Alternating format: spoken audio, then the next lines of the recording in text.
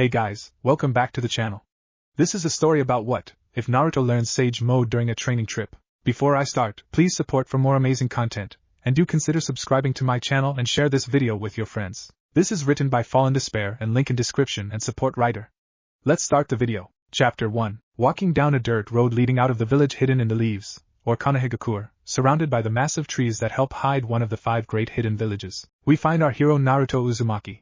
He is a spiky blonde-haired boy with 3 whisker marks on each cheek, bronze-tanned skin, cerulean eyes, and is wearing an orange jumpsuit with a white collar, navy blue going along the shoulders and upper back, a red swirl circle in between his shoulder blades, a kunai holster on his right thigh, a beige weapons pouch on his right butt cheek, a forehead protector with a leaf symbol, which denotes his affiliation with Konohagakure, and black shinobi sandals. He's walking slightly behind his sensei, one of the 3 legendary Sannin Jiraiya, starting on his 2.5-year training trip. Jiraiya is a tall and well-built man in adulthood with fair skin. He has a wart on the left side of his nose and waist length, spiky white hair tied back into a ponytail, with 2 shoulder-length bangs framing his face. There are red lines under his eyes which extend further down his face, all the way to the bottom. His attire consists of a green short shirt, kimono and matching pants, under which he wears mesh armor that is visible at his wrists and ankles. He also wears handguards, a black belt, traditional Japanese wooden sandals, and a red haori with 2 yellow circles on each side. He's carrying a large scroll on his back, and has a tattoo on his left palm,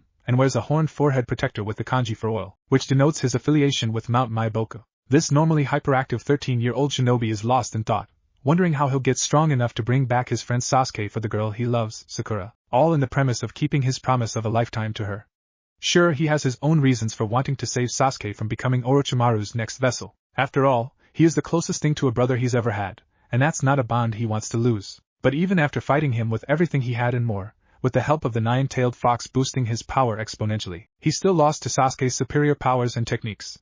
Not to say he wasn't as fast or strong as Sasuke, but he had more jutsu, superior skills with kunai and shuriken, and stronger taijutsu than he has. So he figured that meant he'd be working on all of those areas of a shinobi's skills and was now getting excited to get started, so asked Jiraiya, "Hey pervy sage, what awesome jutsu am I going to learn first?" Jiraiya responds with a little irritation at being referred to as pervy sage. "You won't be learning any new jutsu yet. We need to focus on bringing up your basic skills first. Then, and only then, can I start on actually teaching you jutsu." A despondent Naruto whines, "Oh come on, that's boring. I can't waste time on that weak crap. I need more jutsu and work on bettering my taijutsu." Jiraiya snaps back, "You can't learn any of those without a better base of skills to build off of." Naruto says, "What do you mean by that, pervy sage? Why can't you just teach me super cool badass jutsu?" Jiraiya, with a breath of frustration at Naruto's ignorance, answers, "Because without a strong enough base your body wouldn't be able to handle it. Think of trying to build a house on 2x4s held between 2 boulders. They'd snap at the weight of the building being built on top of them." Naruto responds with face and tone of understanding, and maybe a little fear, "Oh, so my body might break apart trying?" Then with confidence and strength says, "I can take any pain or hardships if means I can save Sasuke." Jiraiya with a rare moment of seriousness says, "It takes more than a strong will and nerves of steel to master the art of the shinobi. The damage, the backlash of a powerful jutsu won't just hurt, it can and will kill you. Then you won't be saving anyone from your very painful and horrid end." Naruto with an even rarer moment of understanding shakily says, "Okay, but how long will that take? Because I can't afford to spend all of my time just building up my basic skills while Sasuke gets stronger and stronger?" Jiraiya answers, "Hopefully within 1 year, but that will depend entirely on you and how hard you work." Naruto and Jiraiya, after having stopped walking, now facing each other, are quiet for a minute before Naruto with his classic fox-like grin says, "Then I'll have it down in half that time, because I'll work till I drop every day. That way we'll have more time to learn some badass jutsus." "Believe it." In response to this, Jiraiya's face slowly turns into a grin, then into full-blown laughter. "Ahaha. I should have known I couldn't keep you down for long. Maybe with that attitude you'll get the basics down in 3 months. Naruto asks hopefully, "Do you really think so?" Jiraiya responds, "Who knows, miracles do happen." "Ha ha ha." With a firm pout on his face, yet still with a hint of determination, Naruto yells back, "Just watch me, pervy sage, I'll do it and wipe that stupid look off your face." "Believe it." Jiraiya's laughter lightens down to a small chuckle replies, "Well then, you got 3 months to do it, and if you do I'll teach you whatever jutsu you want, but if you can't, then you'll train in whatever way I say without complaints. Deal?" Naruto answers without hesitation, "Sure, it's a deal. I'll win too because I don't give up and I'll never go back on my word." "Believe it." Jiraiya offering his hand says, "It's a deal then." Naruto takes his hand and shakes it while responding, "Deal." As they separate and head on their way, Jiraiya believes he just pulled one over on Naruto, but fails to realize that Naruto's luck always finds a way to bring him a win on any bet. Just ask his fat Gamachan and Tsunade about it. 2 weeks later we find Naruto despondently eating a full course of the accursed green, his least favorite color, that goes by the name of vegetables. He's inside a local restaurant a few towns over from Konoha, having to eat them all because of his old perv of a sensei is making him. Ever since they made their bet, pervy sage has been drilling the basics into him like a demon, or a perverted demon with an agenda to peek on the nearest women's bathhouse. So Jiraiya relentlessly beats Naruto into the ground every day, so he can run off for his research as quickly as possible. That's not to say his training is ineffective or weak, on the contrary it's doing wonders to increasing Naruto's strength, from chakra control, repelling genjutsu, kunai and shuriken skills, to his taijutsu. The real problem lies in the fact that Jiraiya tricked him into agreeing to eat vegetables every time he fails to score a point on him in their spars. That old perv is as tough as they come. Not only has he failed to touch him even once, every hit Jiraiya makes tends to leave bruises down to his bones. Sure, it's not as bad as getting hit by Byakugan, but still it hurts like hell. The veggies after are the worst kind of treatment after his training. He should have known that perv offering to teach him a jutsu early if can hit him in a spar was a setup. But come on, how could he pass up a chance to learn a jutsu? What an idiot he is now, stuck eating his least favorite color food. On top of all of that, his progress to finishing his basic training wasn't even close to reaching the 3-month goal. At this rate he'll finish maybe in a year or two, damn it all to hell. So in a poor attempt to spy on the pervy sage to possibly learn something really cool, he sends a shadow clone to follow him after every training session, only to end in failure every single time. The bright side is it takes a little longer for pervy sage to lose his clone every time he goes off somewhere. How does Naruto know this? That's simple. When his clone loses the perv he comes back and reports to the original that's stuck eating vegetables. This time is different though, because mid-bite of the accursed green, Naruto get a flash of memories from his clone following the perv and catching him neck deep in women, sake, and money. Damn it, he should have known that's all he'd find when looking for that old pervert. Wait a minute, how did he know all that? A look of pure confusion came across the blonde's whiskered face. His face scrunched up, lost in deep thought, wondering how he had the memories of his clone. Steam soon came off of his head, leading him to face plant on top of his food with swirls in his eyes. It seemed too much thought in one moment lead to his mind overheating, go figure. Later that evening, with the sun just starting to pass over the horizon, Naruto finds himself being carried by a mess of white hair, stinking of sake and shame, to their hotel. Apparently, Jiraiya noticed Naruto's clone bursting as it charged the old perv trying to hit him for wasting his time following him. Who knew he could be so observant with a pair of breasts in his face? What Naruto didn't know was that those brothels Jiraiya visits all the time are a large source of his extensive spy network. After all, who would think such a lecherous man in the middle of such debauchery would be gaining vital information? Then again, most men tend to be loose-tongued around beautiful women that are getting them drunk and lost in pleasure, thus making them the perfect eyes and ears for his spy network, plus the added benefit of getting to spend time with beautiful women. Jiraiya is forced to leave his fun/work early to go find the little idiot, knowing he'd have questions over getting memories of his clone. He didn't expect to find a passed-out Naruto at table with steam coming off his head and swirls for eyes. Sighing, the perv pays for the kid's food and lifts Naruto onto his back and heads back to their hotel room. On their way to the hotel, Naruto starts screaming at the perv for what his clone saw. What the hell, pervy sage? While I'm stuck eating crap and finishing my training, you're getting your perv on with a bunch of ladies. Interrupting himself, wait a minute, how do I even know that? Jiraiya responds, what you seriously didn't know about the memory transferability of the shadow clone jutsu? I mean that's what it was created for, to spy or infiltrate dangerous areas without having to risk your life. How could you not notice that aspect of shadow clone jutsu with how often you use it, idiot? Naruto, looking rather bashful, says, well, nobody ever told me that, and I'm a little busy trying to kick ass or not die to notice my clone's memories in battle. Jiraiya responds with a sigh, Kami kid, how have you made it this far as a shinobi being that dense? With anger and a blush on his face yells, hey! Don't call me an idiot, you old pervert of a sage! How have you not been killed by some random bimbo with how perverted you are? Jiraiya raising his own voice while tossing Naruto off his back. Because unlike you I am an experienced shinobi who can come off as an idiotic, lecherous fool while being aware of everything going around me. You're 100 years too young to judge me, brat. After recovering from being dropped on his butt, Naruto replies, yeah right you perv. You're just covering your butt for being caught red-handed in your perverted ways. Jiraiya responds, whatever Gaki, it still doesn't take away from your own stupidity for not knowing how your own jutsu works. And take it from me, that has been the end of many a shinobi. So from now on you're not to use any jutsu in the future without knowing everything it does, is that clear? Seeing the serious face of Jiraiya, Naruto just nods his head yes. Jiraiya continues, good, now that you know all about the shadow clone jutsu, let's head back to our room and get some sleep. First thing in the morning we continue your training. As Jiraiya turns to head to the hotel, Naruto asks, wait, can I use clones to speed up my training? Jiraiya answers, no.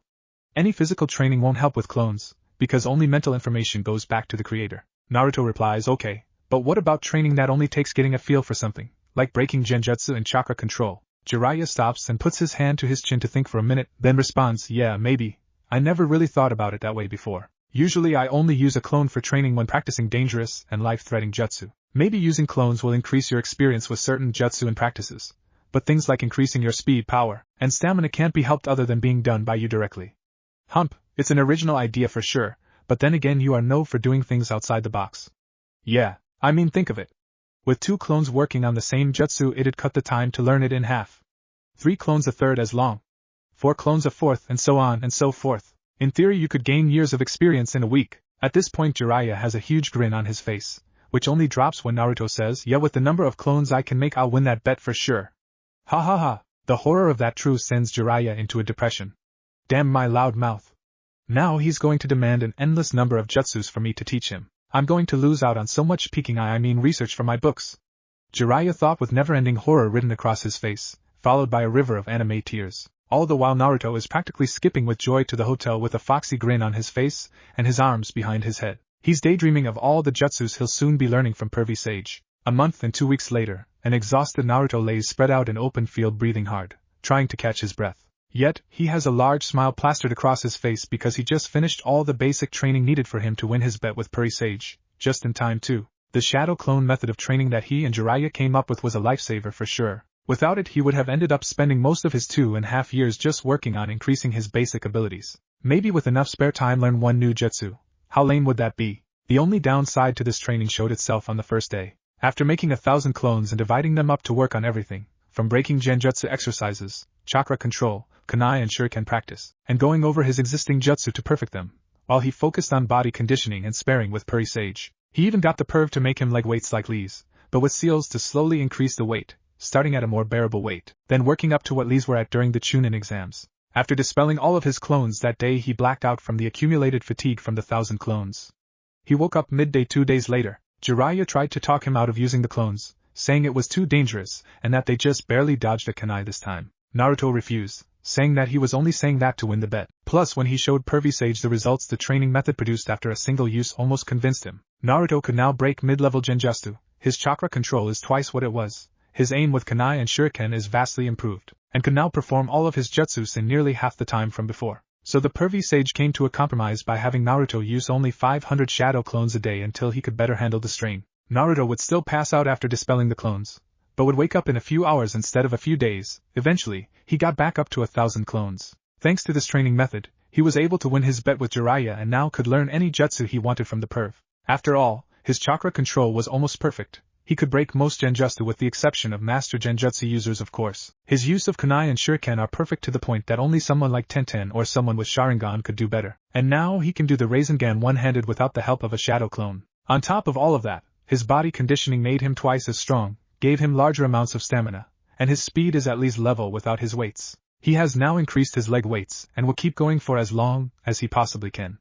Now he is able to land a few points on Jiraiya in their sparring sessions too. With all of those results, Jiraiya had no other choice but to admit that Naruto had won their bet. With a little resignation and pride in his voice Jiraiya says, "Congratulations Gaki, you won the bet." Even though it could be considered cheating using all of those clones to speed up your training, but then again, so can natural talent and the Sharingan, so whatever. Secretly Jiraiya knew that only Naruto with his massive amounts of chakra and stamina could use this method without killing himself, so it was very impressive all the same. Naruto, slightly perturbed and smug, replies, "Yeah, I know I'm awesome. And you're just upset you lost our bet, and now have to pay up," saying all of this while still unable to get up off the ground, but still with a big grin on his face. Jiraiya responds, "Yeah, while your accomplishments are impressive, you're still years away from besting me. Besides we should at least wait to teach you all of those jutsu until you can stand Gaki." Naruto replies with a deadpan face, "You're just saying that so you can go peeking on naked women Pervy Sage. Though you still have a point in the fact that I'm still too tired to learn a jutsu right now, but I'll be ready to go in a few hours, so don't get your hopes up."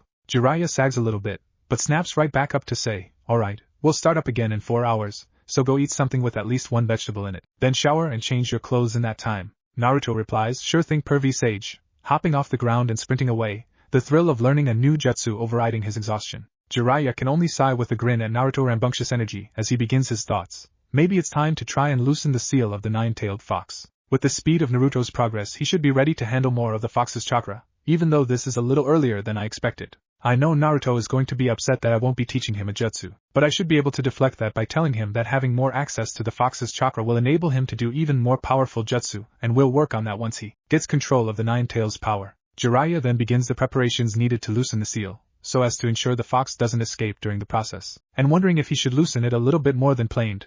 After all, Naruto's a lot stronger than he anticipated him to be at this stage of his training. What's the worst that can happen?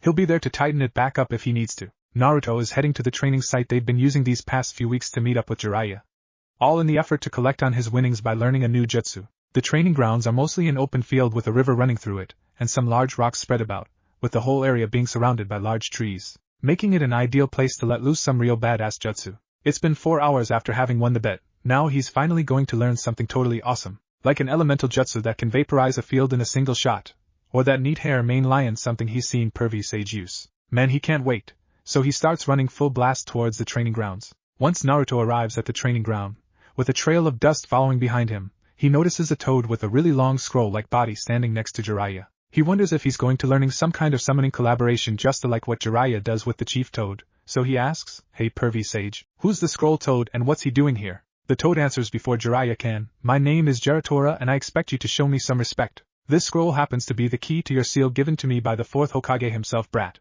Somewhat bashfully Naruto responds, "Sorry, I didn't mean to be rude, but I didn't know that.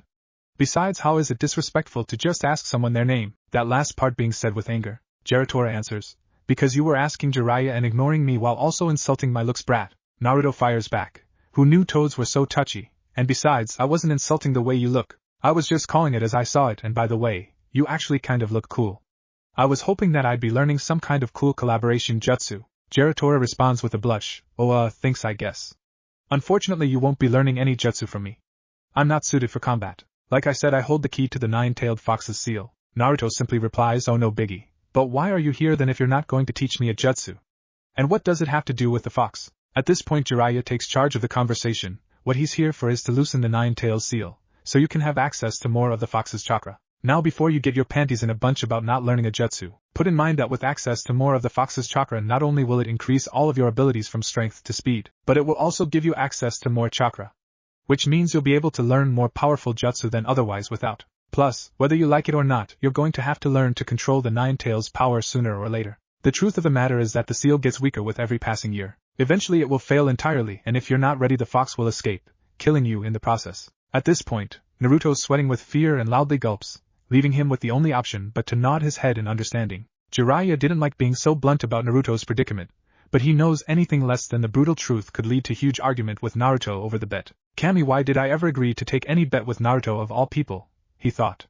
"Damn, I'm stupid." Unknown to everyone, this event will lead to both Jiraiya's and Naruto's life, along with the entire world of the shinobi, to change forever. As Jiraiya uses the key on the seal on Naruto's stomach, Naruto begins to feel a sudden surge of power flooding through his body, changing his appearance. His finger and toe nails became elongated, along with his canines.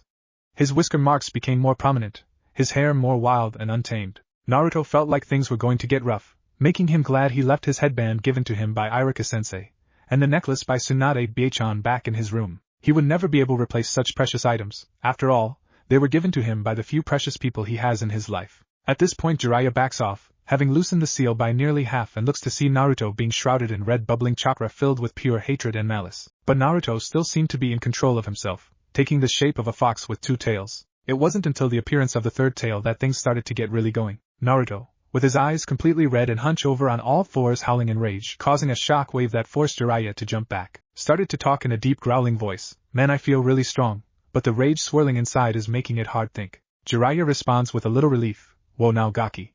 You had me worried there for a moment. Now I need you to focus on maintaining that power, no more, no less. Got that, Naruto?" With struggled restraint he replies, "And no problem pervy Sagi, I got this." "Believe it," Jiraiya responds with a little trepidation. "Alright Gaki, let's see what you can do in that form." With that said, Jiraiya launches at Naruto with a fully powered Rasengan in his hand. His attack slams into one of Naruto's tails, pushing him back and dispelling the Rasengan in a single swipe. Jiraiya lands several feet back with him, leaving trench marks in his wake. Before he has time to react, Naruto is in his face, sending an uppercut to his chin. The sage is sent flying through the air so fast all that he can hear is the sharp whistling of wind in his ears. Before Naruto can jump into the air to finish the fight, he finds himself bound by white hair in the shape of a lion coming out of the ground. Seeing nothing but a smash log in the air, Naruto is pulled underground by the sea of white. Jiraiya smashes out of the ground with his hair receding back to its normal length, though somewhat sizzling at the ends, and unleashes a powerful stream of fire mixed with oil into the hole he made, leaving Naruto trapped underground. As the ground begins to melt and crack under the sage's onslaught, The ground underneath Jiraiya has a red chakra hand burst out and grab him, forcing him end his jutsu. With a rumble and a roar, Naruto causes the ground to explode out from around him, revealing himself to be completely unharmed. Jiraiya would be impressed if it wasn't for the fact that the hand holding him was growing tighter by the second and the feel of his skin starting to burn from the contact of the Nine Tails chakra. Before he can figure out how to escape Naruto's grasp, Naruto pulls Jiraiya towards him and slugs him right in the face, sending the sage flying into nearby boulders, tossing up a cloud of dirt obscuring Jiraiya. Earth-style dark swamp. Jiraiya yells, casting a jutsu that causes a deep sticky mud swamp to trap and sink Naruto inside it. While Naruto struggles as he sinks into the swamp, Jiraiya comes walking out of the dust cloud whipping the blood from his mouth saying, "Alright Naruto, let's call it a day before someone gets really hurt.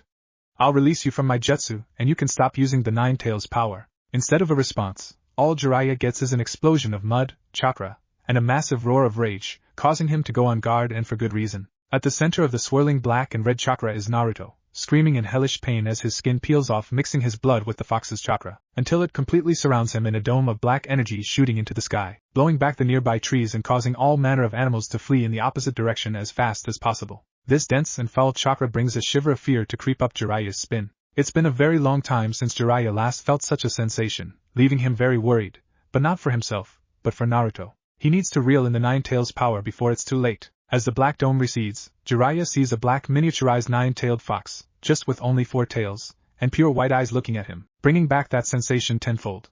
Before Jiraiya can even think about what to do next, the black fox just appears out of nowhere, getting completely past his guard, slashes at him with his claws, cutting open his chest, spewing blood all over both him and the fox. The only bright side Jiraiya can take from this development is that the attack sent him flying backwards, away from Naruto, or at least what used to be Naruto. Staggering to his feet, holding the gaping wound across his chest, feeling the blood practically flood through his fingers, he gasps, not out of pain, but shock as 2 more tails start forming from the fox's rear, making a total of 6. Realizing that he's got no other option, Jiraiya's hands blur through a set of hand signs. Slamming his blood-covered hand to the ground, yells out, summoning jutsu. Small black symbols spread out form under his hand, causing an explosion, covering the area in white smoke to reveal a massive purple toad with black markings surrounding his eyes connecting to his eyebrows, and running down his chin connecting under his mouth. He's wearing a classic black shinobi top with a huge shield strapped to his back and a Susumiya in his right hand. Jiraiya commands, "Gamma can hold Naruto off long enough for me to summon them and enter Sage mode. It's the only way I can think of sealing up the fox's power in my current condition." Gammakin replies in a deep voice, "I shall try, for I am ungraceful." Then Jiraiya draws blood down from his eyes and across his cheeks to his ears, slams his hands together, and starts gathering chakra, while Gammakin charges the 6-tailed fox Naruto that has just grown a fox skeleton on top of it. Gammakin brings down his Susumiya right on top of Naruto, breaking the ground around them, and kicking up a small dust storm. When it clears up, Gammakin is shocked to see the boy-sized fox is simply holding the massive studded weapon with one hand with little effort on its part. Even more shocking, Naruto then lifts the weapon, along with the building-sized toad, and tosses them away like they were a mere pebble. Gammakin is able to correct himself by gracefully flipping in the air. Upon landing, the toad uses the momentum to launch himself forward yet again, but this time he channels a large amount of chakra into his weapon, thus increasing its destructive capabilities.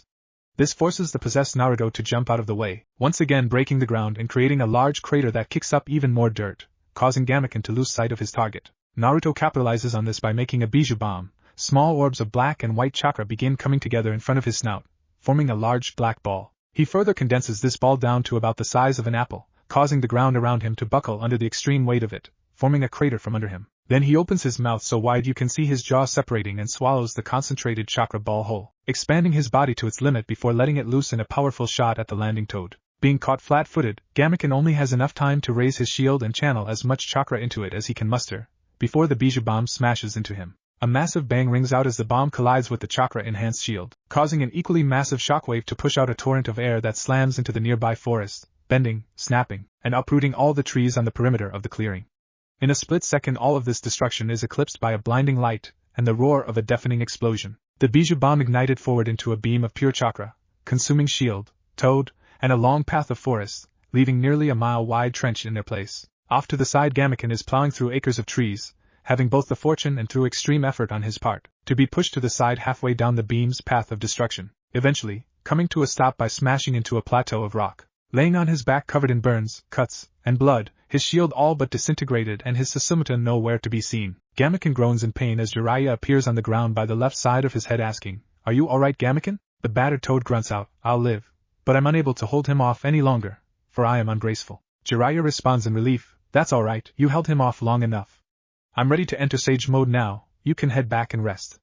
Thanks for your help." Instead of replying, Gamaken simply disappears in a poof of white smoke. Naruto's mouth is still steaming as he locks his empty white eyes onto Jiraiya, whose hands are glowing brightly with chakra, and lets loose an animalistic roar. The time it takes for the rage-filled monster to bridge the gap between him and Jiraiya is almost instantaneous, throwing an enlarged fist into Jiraiya, caving his entire body into the rock wall behind him. Withdrawing his arm, the fox just sits there roaring in victory, only to be suddenly hit by a high-pressure blast of water slamming him backwards into the ground, leaving a trench in his wake. Out of the dark hole in the rock wall, 3 pairs of yellow eyes with horizontal pupils can be seen moving forward into the light, revealing Jiraiya in an altered state of appearance, and a small old toad on each shoulder. Jiraiya's Sage Mode gives him a larger, more bulbous wart-covered nose, toad eyes, a white beard going along his jawline to his chin, and a red hue around his eyes. The toad on his right shoulder is an old male with a green complexion, large bushy white eyebrows, a white pointy goatee, a spiky white topknot, and is wearing a gray cape coming up behind him to a point, named Fukasaku. The old female toad named Shima on Jiraiya's left shoulder has a lighter pale green complexion,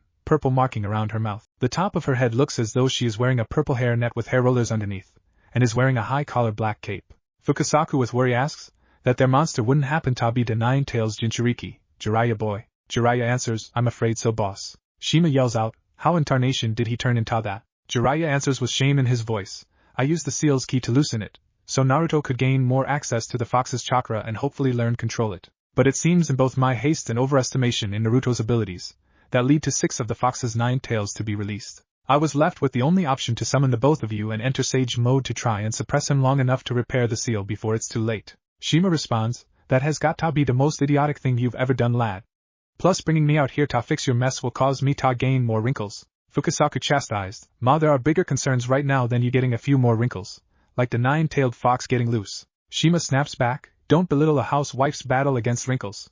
They are our mortal enemies and a bane on women's society. Besides, don't think I'm not taking this seriously. If you haven't noticed, I'm busy mending the lad's wound with senjutsu so he doesn't bleed to death." Jiraiya placates, "Alright, that's enough, you two, you're both right and I'm the one to blame for both the added wrinkles and the fox's impending release. So I'm very sorry for my mistakes. But can we please stop the fox and save my pupil?" Hoping the both of them will stop screaming in his ears. Both toads nod their heads and agree to stop bickering, at least for now. Fukasaku adds, "I hope you'll remember this the next time you try to do something so foolish.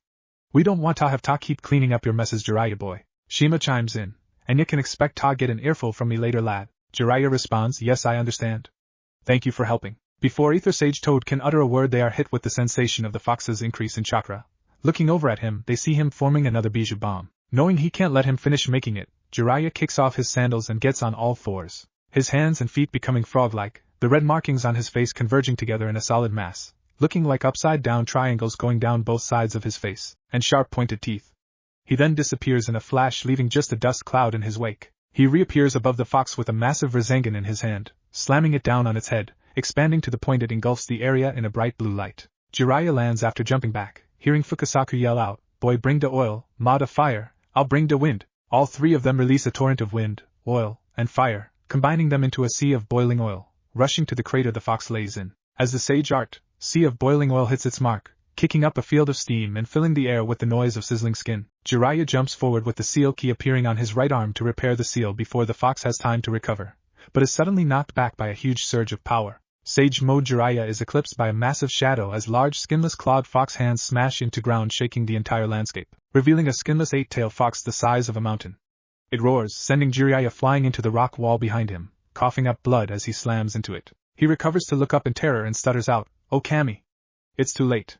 What I have done!" Naruto finds himself in his mindscape by the 9-tails cage, his jacket and shirt torn open to reveal his torso. He's on his knees holding his head while the swirl pattern of his seal on his stomach is now a solid black and is pouring out into the water. The fox starts speaking in a dark, deep voice, "Yes, give in to the rage. Remember all the suffering your own people inflicted upon you. Let loose our power and show them your wraith." At these words, Naruto's eyes turn entirely red and he starts walking over to the cage. "Good, now remove the seal and set me free." The fox yells with a rare moment of glee in his voice and a classic sinister grin plastered across his face. Just as Naruto's hand is touching the slip of paper, with the kanji of seal on it that's holding the cage shut, a hand reaches out and grabs his arm, stopping him. "I wouldn't do that if was you."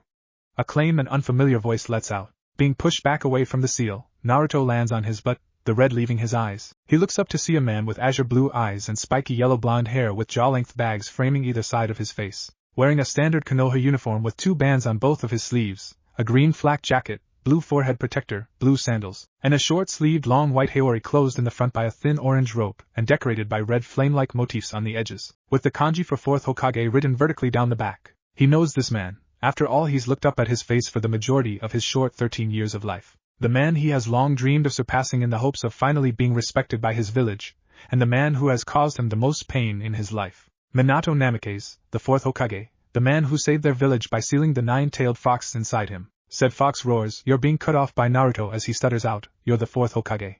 Aren't you supposed to be dead?" Chuckling, the dead Hokage answers while helping Naruto up, "Yes, Naruto. I died the day I sealed the 9 tails into you, but I stored some of my chakra and consciousness into the seal to appear in your psyche as a contingency for when the seal unraveled to the point you sprouted the 8th tail. Truth be told, I was hoping that it would never get this far, especially this early in your life. I never wanted to see the 9 tails again, but then again, I was looking forward to meeting my son as a young man." To this the 9 tails roars out, "RAW. 4th Hokage. Come here. I'll rip you to shreds." He was so close to being free, yet again the fucking 4th Hokage has to show up and stop it. The Hokage calmly responds, "Not the best invitation, so no thanks." "Right, Naruto?" Naruto simply responds, "How do you know my name?" "How? I'm the one who named you. You're my son after all." Minato answers incredulously. With a look of confusion, Naruto utters, "Your son?" "I'm." The 9 tails interrupts, "RAR. You heard me, you're my son, Naruto." Ignoring the fox, Naruto's face shifts from confusion to joy with a small smile and tears forming in his eyes. Just as Naruto starts laughing, the fox interrupts yet again. "Rah. You 4th. While pointing behind himself with his left thumb at the fox, Minato says, "Man, he's annoying. How about we continue this conversation somewhere quieter?" He then, with a snap of his fingers, transports them away to a place surrounded by white. "There, that's much better," the 4th Hokage said. As Naruto sobs softly and tries to rub the tears out of his eyes with his left forearm, Minato continues, "Lord Third didn't tell you much of anything, did he? I guess Lord Hiruzen wanted to suppress as much information about the 9 tails as possible. If people found out you were my son, you'd have been in danger." "I'm so sorry, Naruto." Naruto's response is a fist to his father's stomach and starts yelling with tears streaming down his face. "Why would you ever put the 9 tails inside your own son? How could you put me through all of that? I don't know if I'm happy or if I'm mad." While Naruto still sobs softly, his dad asks him with a fatherly face, "Naruto, how old are you now?" Rubbing tears from his eye, he answers, UNH 13. "Wow, already 13, huh? It must have been hard for you, Naruto." "Forgive me." With a sad look on his face, Minato continues, "Though I suppose it's little consolation to you for me to put on a fatherly face and apologize now, after putting you through all that." Naruto raises his head sniffing, answers with a pout, "It's all right, I'm the 4th's kid, I'll deal." This causes his father to put on a pained smile before answering Naruto's previously asked question.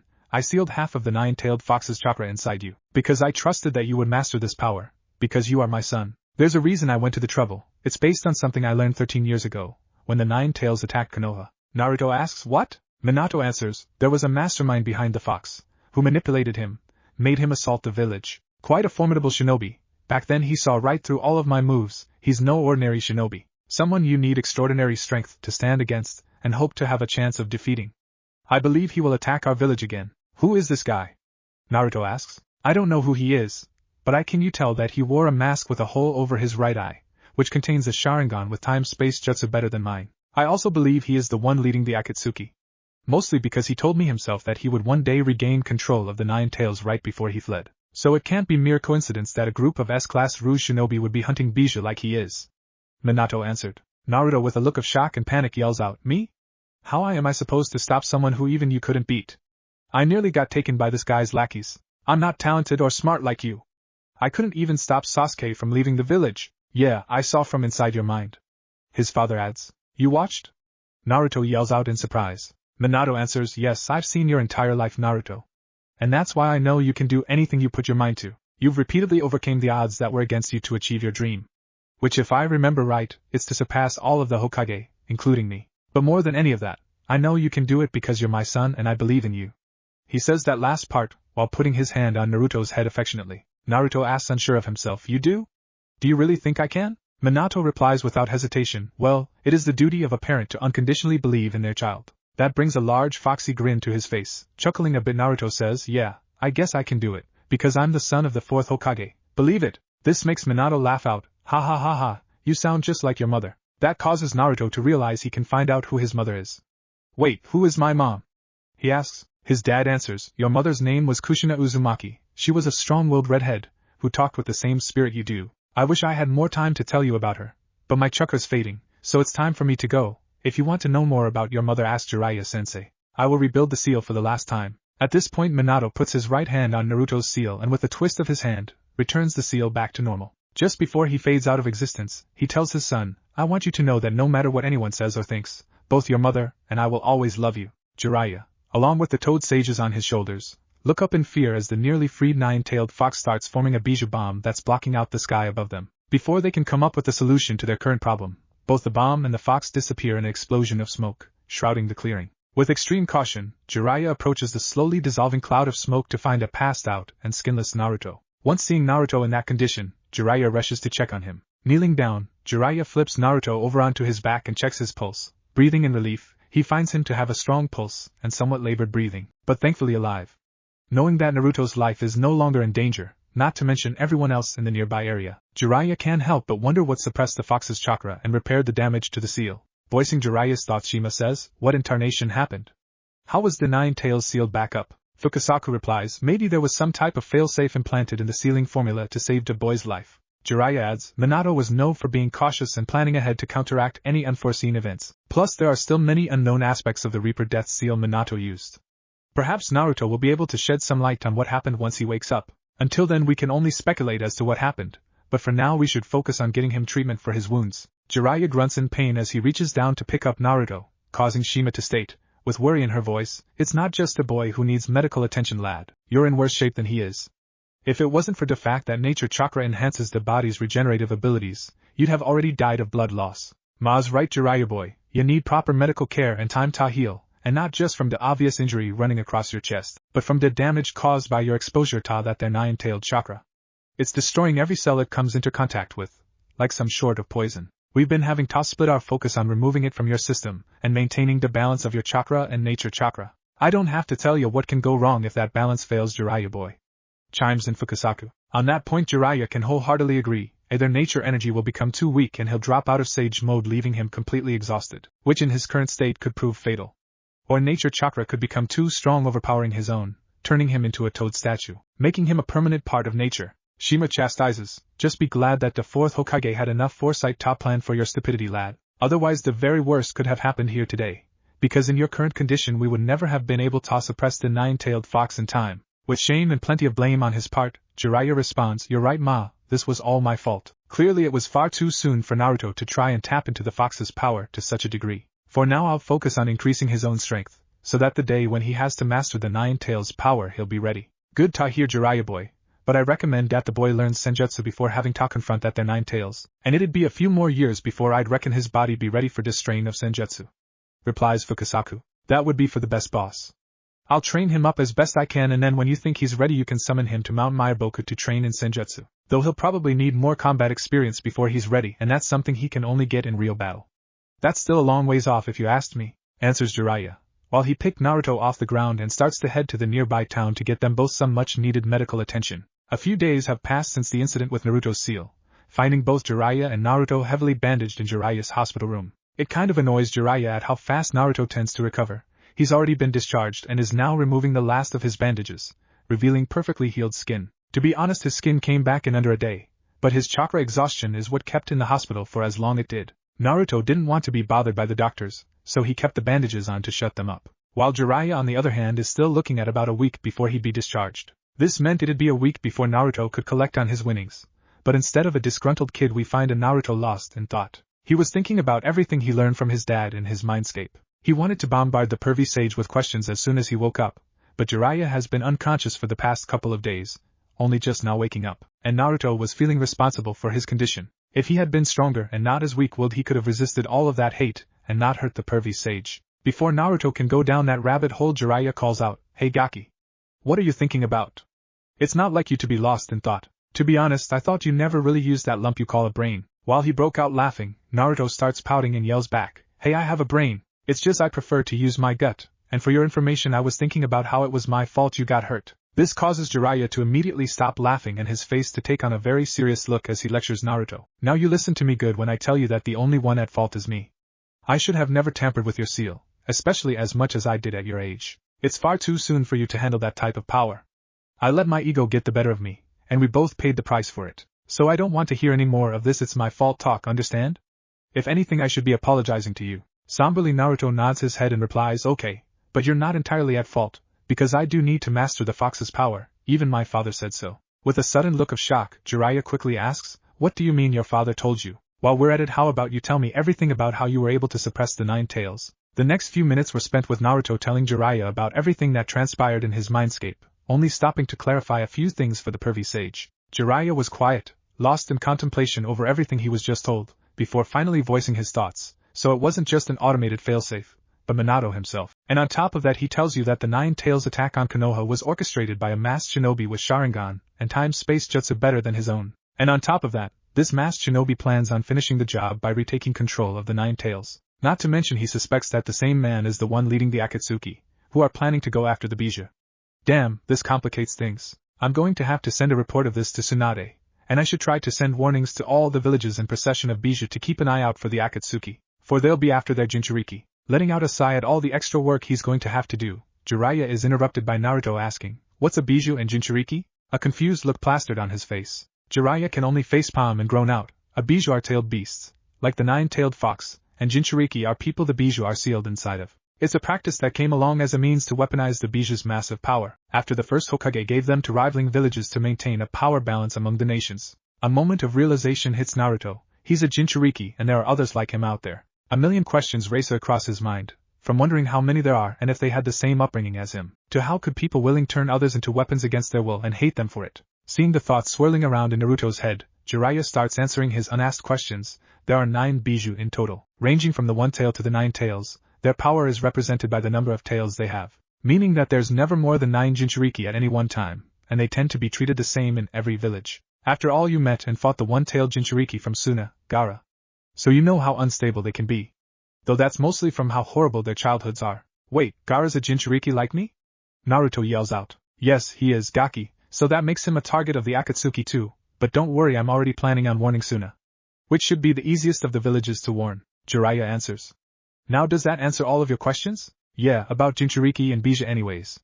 Naruto replied, but what are we going to do about me mastering the 9 tails power? My dad said I'm going to need that power to beat that masked guy. Jiraiya in a reassuring tone answers, don't worry, I only said you weren't ready yet, not that you'll never master it, but we need to get you ready before we try again. That's going to include teaching you as many jutsu as you can handle, upping all of your basics even more, and sparring without the kid gloves. Naruto almost jumped for joy at the jutsu part, didn't like the whole basic stuff again, but couldn't help but ask a question about the sparring. What do you mean kid gloves? To this Jiraiya's face breaks out into a shit-eating grin and answers, what? You thought I was fighting you seriously? Come on Gaki, at best I was fighting you at high Chunin level. I'm considered to be a Kage level shinobi. If I sparred with you at full power you'd be left as a pile of bruises and broken bones. Naruto would like to argue that fact, but he remembered the battle Pervy's sage had with Orochimaru and that had been with both of them in a weakened state. That was a battle he couldn't even keep track of, so he relented. Jiraiya continues with explaining his plans. We'll start by finding out what your elemental affinity is, so we can focus on jutsu that'll be easier for you to learn. Normally it would take years of training to master even one affinity, but with the shadow clone method we'll be able to knock that out in a few weeks or months. That sounds totally awesome. It'll be like learning the fireball jutsu and the Chidori, right? Naruto yells out excitedly. Well, only if you have either fire or lightning affinities, but you could still learn weaker jutsus of affinities you don't have. But it will take longer and be harder to learn, so we'll only focus on the affinity you have. Actually, if you can hand me my scroll I'll be able to tell you which ones you have. Once hearing this, Naruto practically ran over, grabbed the scroll and tossed it to him. After Jiraiya opens his scroll and unseals a piece of paper, he hands it to Naruto and tells him to channel his chakra into it. What's a stupid piece of paper have to do with figuring out what affinity I have? Naruto impatiently asks. A frustrated Jiraiya answers, it's called litmus paper, and it has a unique quality that reacts to a person's chakra that tells you what your affinity is. If it's fire it will burn, if it's wind it will split in two, if it's lightning it will crumple, if it's earth it will crumble, and if it's water it will get wet. Now just channel your chakra into and find out. Doing just that, Naruto waits on bated breath as the paper splits in two. It appears you have an affinity for wind chakra. That's a very rare one to have, and I only know a few jutsus for that one. But the bright side is that it's unrivaled in battle power, able to cut, tear, and sever anything in its path, Jiraiya explained. I knew it. I knew I was unstoppable. Naruto shouts out, "Whoa, Gaki! Hold your horses, we've only just figured this out. You must first be trained, so you can properly use and control your nature. We'll first have to practice to make your chakra's change of nature stronger. You will be doing this with as many clones as you can while I'm still hospitalized, by holding a leaf between your palms and using just your chakra to tear it completely in two." Jiraiya informs him. Naruto replies, "No problem. I'll have it down in no time."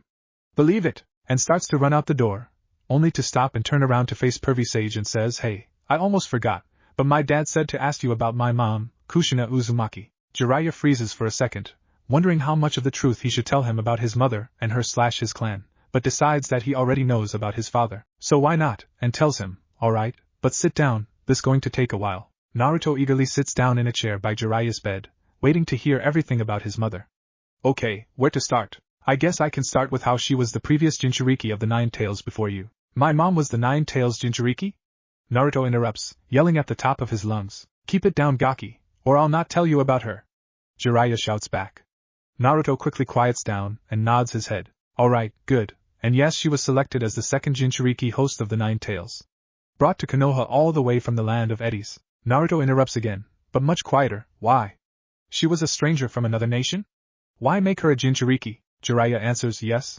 She was from a different hidden village, another nation, but back then, the land of fire and the land of eddies had a very close relationship. The shinobi of Konoha's Senju clan and Yuzushio's Uzumaki clan were distant blood relatives. Full of shinobi brimming with vitality, Yuzushio village was known as the village of longevity. The clan members excelled at sealing jutsu, but they were also a bit savage. The tetragram seal on your stomach was based on a jutsu originally developed by her village. She taught it to Minato, your father, along with other sealing jutsu. Naruto, that symbol on the back of your jacket is the crest of Yuzushio village. It symbolizes to this day the camaraderie between Konoha and Yuzushio, even though Yuzushio no longer exists as a nation now. During the era of war and unrest, their sealing jutsu abilities were greatly feared, so they were targeted and eradicated. Survivors fled and hid themselves throughout the lands." Yet again Naruto interrupts, "But why her? Why my mom?" No longer caring that he keeps interrupting, "It's to be expected," answers, "She was born with a particularly powerful chakra. Strong even for one from her village, strong enough to suppress the Nine Tails. In fact, the first Nine Tails Jinchuriki was also in Yuzushio Kunoichi, which made it tradition. Her name was Mito Uzumaki, and she was the wife of the first Hokage. Do you know about the battle between the first Hokage Lord Senju Hashirama and Uchiha Madara?" Naruto replies, "Yeah," and Jiraiya continues, "It was during that battle that in order to lend strength to Lord Hashirama, who obtained the Nine Tails, Lady Mito sealed the Nine Tails inside herself using sealing jutsu, thus becoming the Nine Tails Jinchuriki. Ever since, Konoha has possessed the Nine Tails, and when Lady Mito approached the end of her life, your mother was brought in to become the Nine Tails' next vessel." Not surprisingly, Naruto yells out, "They weren't even treating her like a person." Jiraiya replies, "I don't know all of the details because everything was top secret. I only know what I do because your mother told your father, who told me. What I do know is that even though your mother was a Jinchuriki, she appeared to be happy with friends and a growing family." This brought a smile to Naruto's face, not just because his mother was able to find happiness as a Jinchuriki, but because it made him feel closer to her. He then asked, "If my mother was the Nine Tails Jinchuriki, then how do I now contain him? I wasn't in the village at the time, but from what I've been told, and what you recently revealed to me, I can take an educated guess. You see, what most people don't know, and I'm guessing the masked man somehow found out about, is that the seal on a woman Jinchuriki weakens during the approximate 10 months she is pregnant. This is because the chakra that normally goes to the seal is diverted to the growing fetus in her womb. We only know this because the Nine Tails nearly escaped when Lady Mito went into labor for the first time. I figure that when your mother went into labor 13 years ago, the masked man must have used this opportunity to free the Nine Tails and bring him under his control, forcing your father to seal the Nine Tails into you.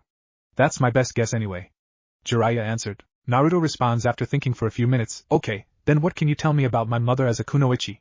What kind of jutsus did my mom know and how did she fight?" Pondering the question for a moment, Jiraiya answers, "Well, like most Uzumaki, Kushina was a master at the sealing arts, but what made your mother stick out was her ability to create chakra chains so powerful that they could suppress even the Nine Tails. She was also highly skilled in kenjutsu. She was one of Konoha's best, to be exact. One of the things she would often complain about was missing out on the chance to clash with one of the 7 ninja swordsmen of the mist during the last war, to test her kenjutsu skills against the best shinobi swordsman of the world." Naruto responds to this with awe in his voice, "Wow. I can't believe my mom would have wanted to tangle with one of the 7 swordsmen of the mist. I know I don't want to have go against one again. She must have been completely fearless." Laughing a little bit, Jiraiya says, "I wouldn't count that time where I saved your butt from Kisame Hashigaki. You didn't really get the chance to fight him after all." "Huh, that fish guy with Sasuke's brother was one of the 7 swordsmen?" a confused Naruto asked. "Yeah, who else would I be talking about, Gaki?" Jiraiya, the one confused this time, asked. Oh, I was thinking about my team's first C-rank mission to protect a bridge builder, but it turned out he lied about the kind of people that were trying to kill him, and we ended up fighting against Zabuza, the demon of the mist. Naruto answered. A very shocked Jiraiya demanded that Naruto tell him the story from the very beginning to the very end. After all, it wasn't every day a team of freshly graduated genin defeat the likes of Zabuza, Jonin-sensei or not. After about a half hour of hyperactive storytelling from Naruto, Jiraiya just sits there with his jaw wide open for a few minutes, before practically yelling. You seriously left the Kubikuribocho, a legendary weapon revered as a national treasure in Kirigakure, and is probably worth hundreds of millions on the black market, as a grave marker for Zabuza and Nami. I mean, I can expect that kind of idiocy from you, but not from Kakashi. I wouldn't be surprised if someone has already stolen it. Alright, the first thing we're doing once I get out of here, is to head to Nami and retrieve the Kubikuribocho. If it's still there, that is. Naruto quickly jumps up and yells back, Hey! Don't yell at me!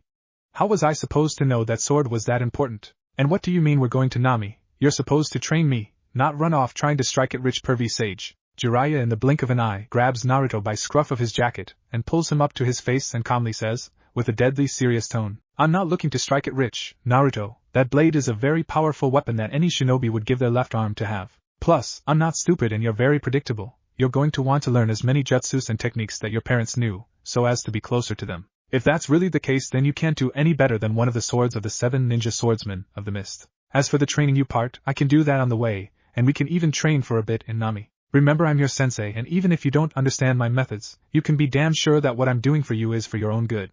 Got that, Naruto? All Naruto could do was nod his head, for the pervy sage was right on all accounts. He wanted to learn sealing jutsu and kenjutsu like his mom, and the Hiraishin his father was famous for. Even if sounded stupid or seems impossible, he wants to use these jutsu to feel closer to the parents he never got have. Glad to see that Naruto understands, Jiraiya gently puts him back down and says, Now go get to work on the leaf exercise. I want you to have it split in 2 by time we head out. As Naruto runs out to meet the pervy sage's challenge, Jiraiya thinks about how hard these next 2 years and 3 months are going to be for the both of them, and can only groan out at how much research he'll be missing out on. Yet that can't keep the grin off his face as he looks out his window to see about 1,000 Naruto clones holding leaves in their palms. A week had passed since Jiraiya had been discharged from the hospital. Jiraiya and Naruto are standing in front of the great Naruto bridge leading into Nami, looking up at the sign. That causes a single thought to enter Jiraiya's head. Oh great. The Gaki already has an ego the size of the Hokage's monument. Now it's just going to explode up to an unbelievable level. During Jiraiya's internal plight, Naruto is just standing there slack-jawed, unable to process the awesomeness of having a bridge that saved a nation named after him. That didn't last long, for Naruto shouted out in glee, See pervy sage, I told you I'm a badass shinobi and this proves it. Hey Gaki! Don't let this go to your head. There are countless shinobi that have accomplished outstanding and world-changing events that still found themselves in an early grave. Hell, just about every Hokage, except the third, died fairly young, your father being the youngest. So don't you dare get up on some high horse when you haven't even reached the greatness of the Hokage. Otherwise I might as well dig your grave right now.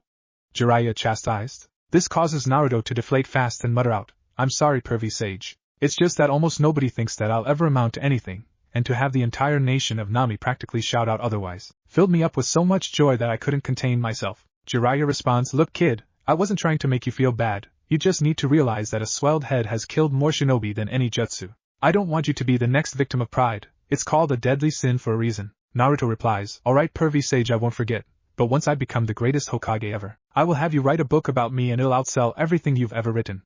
Believe it. Even though he was still being boisterous, he knew that everything pervy sage said was true. His father was an unbridled genius who became the youngest Hokage in a flash, was feared throughout the shinobi world, and yet he still died young. Not to mention all of the overly confident assholes he has given a beating to in his years as a shinobi, like Niji. But he has mellowed out recently. He could make a long list of people like that. But that was boring and he had better things to do. Jiraiya could just smirk as he replied, Sure, if you actually accomplish your dream I'll write a book about you, but I'll tell you now, your life story won't be able to surpass my masterpieces. Make out paradise, make out violence, and make out innocence. Even my work in progress, make out tactics will outsell your story. Trust me, people want stories with passionate romance and hot sex more than a good action story. Naruto snaps back. My life is already a way better story than those boring perverted book you write. Only perverts like yourself and Kakashi-sensei like that crap. Oh really?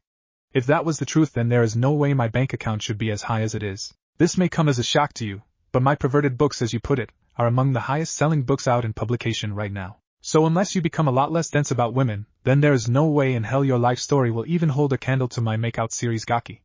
Jiraiya laughs back. With a blush Naruto says, Hey. I'm not dense about girls, don't you remember my sexy jutsu?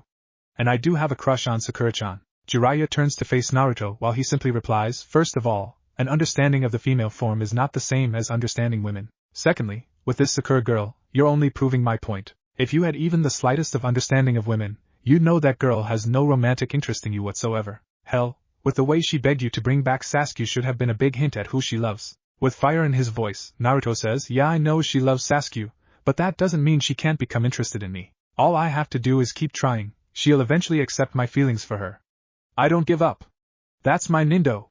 Believe it. Realizing that he needs to nip this in the bud and fast, Jiraiya, with a serious look and tone of voice says, Naruto, I need you to pay attention to me because what I'm about to say may be harsh but it's the cold hard truth. There is nothing wrong with persistence, but eventually you have to accept when someone doesn't feel the same way about you as you do them. Trust me, nothing good will come out of a one-sided obsession. At best, it will lead you down a life of loneliness, where you'll be envious of the happiness of others, never experiencing it for yourself. At the worst you can end up driving her away completely, where she will go out of her way to avoid you, cutting off all ties with you. No more being on the same team, no more friendship, nothing.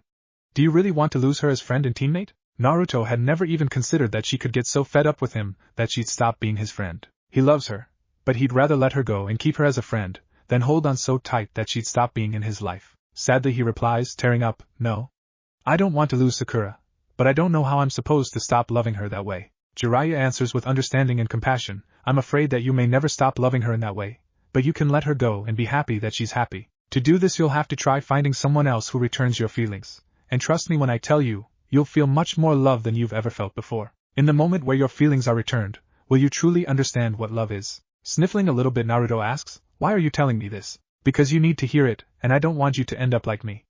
I spent so much time chasing after Tsunade, that my entire life passed me by. Sure, I'm a famous shinobi and author, but I missed out on having a family of my own. Who knows how many opportunities one missed out on by not being able to move on from her, even though she rejected me repeatedly, usually with a fist to the chin. The point I'm trying to get across to you is that you shouldn't be so blinded by what's right in front of you, that you miss out on what is waiting right around the corner. Jiraiya answered, with the hope that at least Naruto would give it some thought. I don't know if I can, but I'll try, pervy sage.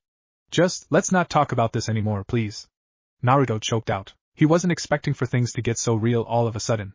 It's just too much for him to think about right now, maybe he'll figure it out later. Jiraiya simply nods his head and turns back around to continue crossing the bridge, knowing Naruto needs time to process what he said. After all, one doesn't get over someone with the snap of their fingers, it takes time and a whole lot of self-examination, and even then there is no guarantee you will. Walking a few paces behind Jiraiya, Naruto is lost in thought, eyes squinted shut and chin in his hand. In an attempt to avoid thinking about his love life, or lack of one, he's thinking about the training he has been doing since Jiraiya was hospitalized up to now. The first 3 days of trying to split a leaf with just his chakra had been progressing slowly. Some of his clone could barely rip the leaf, while others would be over halfway through it. Then there was the annoying way people would watch him, like they never saw a bunch of clones hunched over and grunting before. Okay, that was probably true, but it still made him nervous. So he ended up having to find somewhere else to train, and it had nothing to do with nurses repeatedly asking if he had constipation. Anyways, fed up with not getting it, Naruto ran back to Pervy Sage to ask if he knew a trick to getting the feel for wind chakra. Seeing as Jiraiya didn't have an affinity for wind chakra he couldn't help, but he did tell him that Asuma Sarutobi was the only one he knew that had it. Showing Naruto how to use messenger toads, he was able to get some advice from Asuma Sensei about how he needed to split his chakra and grind them against each other, like sharpening a blade. But that didn't come free, he was going to have to treat Asuma's team to a meal once he got back to the village. It didn't seem like a big deal to him, so naturally he agreed. He even added in, treating them to 1 meal for each wind jutsu scroll he could give him. That's how Naruto now had a scroll on how to channel wind chakra into weapons and release it to slash his enemies. A scroll on the wind style, Gale Wolf, it gathers wind into the shape of a wolf that tackles into a target causing a condensed explosion of wind, cutting and tearing anything to pieces. Last, but not least, is the scroll on wind release, Wind Dragon. It releases a dragon made of wind that plows through anything in its path, slicing them up with wind blades. They were jutsu that he wouldn't be able to even attempt until he mastered using wind chakra. But he'd get there and it only cost him treating Team Asuma to 4 meals, no biggie. It only just now came to his realization that feeding Choji was a part of the deal he already made. This causes Naruto to fall to his knees with anime tears pouring down his face, and scream up into the sky while holding his toad-shaped wallet in his hands. Oh great Kami, what I have done! Forgive me, Gama-chan. He was going to be eaten into bankruptcy. Hearing Naruto screaming causes Jiraiya to turn around with a confused look on his face and ask, what in the world are you crying about, Gaki? Standing up now, But with anime tears still pouring down his face, he answers, I promise to treat Team Asuma to 4 meals when we get back to the village. Team Asuma? Oh, that's your generation's Ino Shikicho trio. That causes Jiraiya to burst out into laughter. Ha ha ha ha, you're so screwed, Gaki. The Akimichi appetite is legendary. You'll be lucky to keep the clothes on your back. Why in the hell did you promise that? Naruto bashfully answers, I did it for some advice on using wind chakra and 3 scrolls on wind jutsu. Jiraiya laughs back, Asuma played you big time. But look at it this way, at least you learned a lesson on making deals. And that's if it sounds too good to be true, then it probably is. While Jiraiya continues on his way across the bridge, laughing loudly the whole way, Naruto just pouts, falling in behind him. Eventually Jiraiya's laughter dies down, allowing Naruto to return to his thoughts about his training. After getting what he thought was a good deal, Naruto was able to complete the leaf-splitting exercise by the 4th day. He went back to Pervy Sage for the next exercise to only be told to go back and try to split a tree with his wind chakra in a single burst. Normally he would have been told to split a waterfall, but there weren't any nearby. The pervert said it had to do with increasing the strength of his wind chakra's release, now that he got a feel for using it. So for the remaining 3 days of waiting for the Pervy Sage to be released from the hospital, he and more than 1,000 clones could be found in the nearby forest trying to cut down trees with just his chakra. He was just glad those trees weren't even half the size of the ones in Konoha.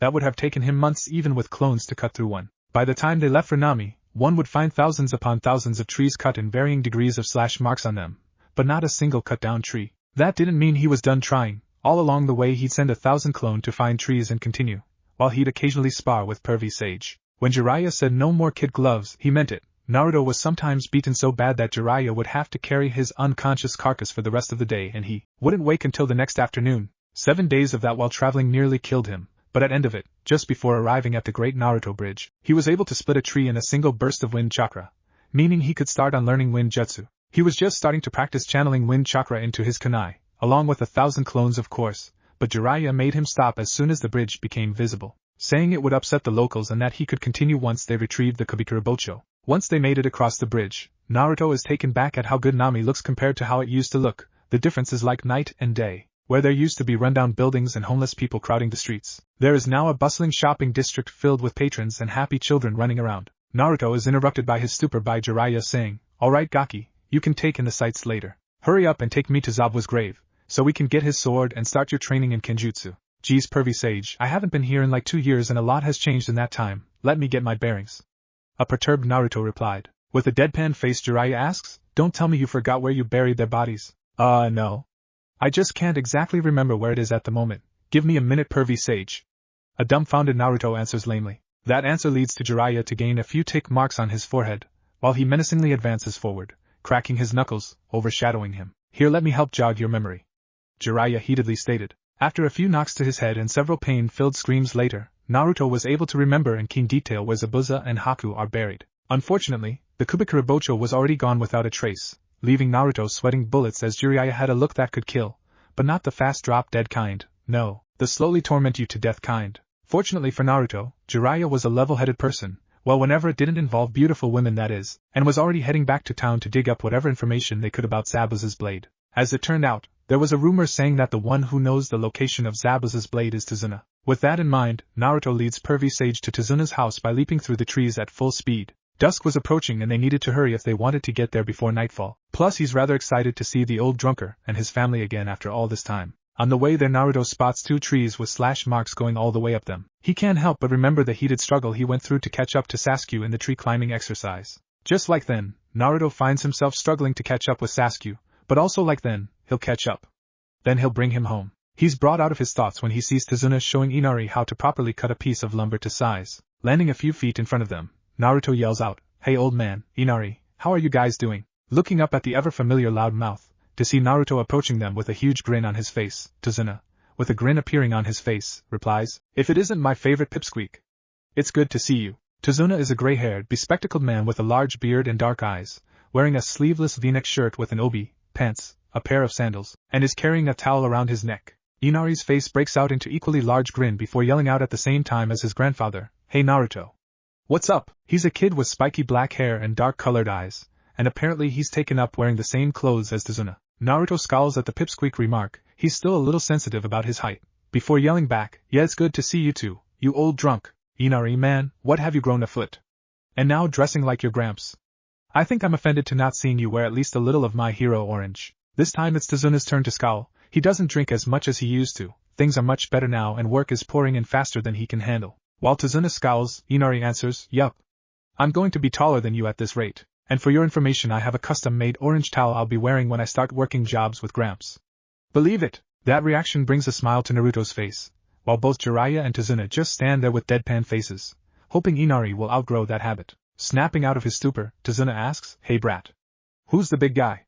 Did something happen to your sensei and where's the rest of your team? That gets Naruto to stop his conversation with Inari to answer, huh? Oh. No. Kakashi-sensei is fine and Sakura-chan is training back at the village with Tsunade-chan. This is Pervy Sage, he's training me for the next, 2 years and 2 months. Naruto replied. Jiraiya shouts out, hey Gaki. I have name. It's Jiraiya the Gallant. The Toad Sage of Mount Nyoboku, and one of, a super pervert who calls peeking on women in the bath research, so in short, Pervy Sage. Naruto interrupts, causing said pervert to just sag with a rain cloud over his head. What about Sasuke? What's he doing? Inari asked, completely ignoring Jiraiya. Oh, you see, we kind of got into a fight, but don't worry. We'll resolve our problems when I'm done training. Naruto shakily answered. Inari, wanting clarification, asks, what did you guys fight about? Was it over Sakura?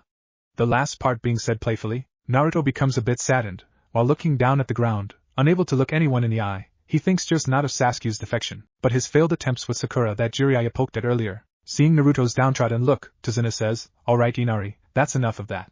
Whatever happened is between them and is none of our business. Come on Naruto and pervert, let's go inside and talk about what brings you here. Inari just took the hint and silently followed his grandfather back to their house, with Naruto doing the same.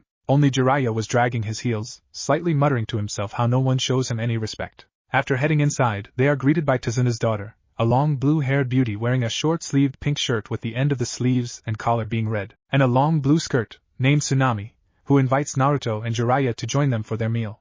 Natural they both agree, but for different reasons. Naruto is simply hungry and is looking forward to a home-cooked meal, while Jiraiya is more interested in perving out on Tsunami and getting the location on the Kubikarabocho. Sitting around a table in their dining area, that's in complete view of a modest kitchen, Jiraiya, Naruto and Tazuna get down to business, while Tsunami has Inari help her bring the food to the table. Alright, we were told that you would know the location of Zabuza's sword, mind filling us in? Or was that all just a rumor, and we're wasting our time here? Asked Jiraiya. Tazuna's face showing a sudden look of realization answers, no, it's not just a rumor, I know exactly where his sword's at, or more exactly to say who has it. To be honest, I was contemplating whether or not to hire your team to take care of the issue, but I've been very busy lately doing jobs all over the elemental nations. Then again, it's my fault that piece of scum got his hands on Zabuza's sword in the first place. With a shocked expression, Naruto asks, how is it your fault someone stole it? Did you try selling it for more booze? Jumping up and yelling in Naruto's face, Tazuna says, no you little brat.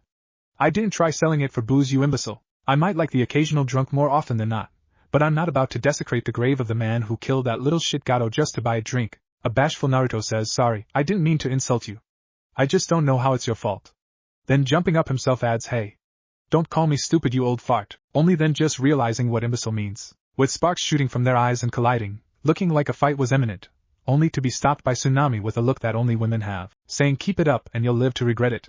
They both sat back down with a shiver running through them at the image of unspeakable horrors being inflicted upon them, but still glaring at each other. The conversation was put on hold while food was passed around and everyone had their share, talking lightly about everyday things and a few exaggerated stories. Tsunami would not allow any arguments to disturb the meal she made and not a man there would do otherwise. Thus it was after she cleared the table and sent Inari to wash up and head to bed, that they could get back to the issue of Zabuza's stolen blade. This time Jiraiya, wanting to do all of the talking, asks, now, how exactly is it your fault that Zabuza's sword was stolen? Tazuna answers with shame, it's all because of a big job I got around here and there was no way I'd pass up a job that paid good and was local. This job was for a man named Tenzin. He wanted a castle built to look traditional but with modern comforts like pluming, electricity, AC and heating. It was a big job offering a lot of work to a lot of people, and with a still recovering economy, I wasn't in any position to say no. Taking a moment shake his head in shame, he continues, for the most part everything seemed on the up and up. He paid for all the materials and half the labor costs before we even started, that's why I got chummy with the guy.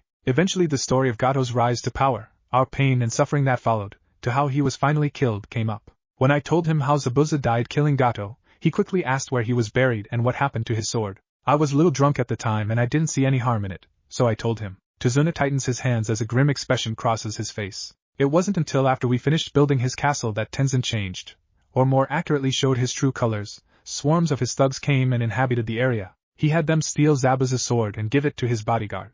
He's even claiming to be the one who killed Zabuza, using the sword as proof. Ever since, they've been shaking down small businesses, running illegal gambling halls, and even started selling drugs. We ended up helping a crime boss get his hooks in our country. Tazuna was yelling out in anger at himself by this point. Hey, you can't blame yourself for some scum coming along and taking advantage of all of you in a vulnerable moment.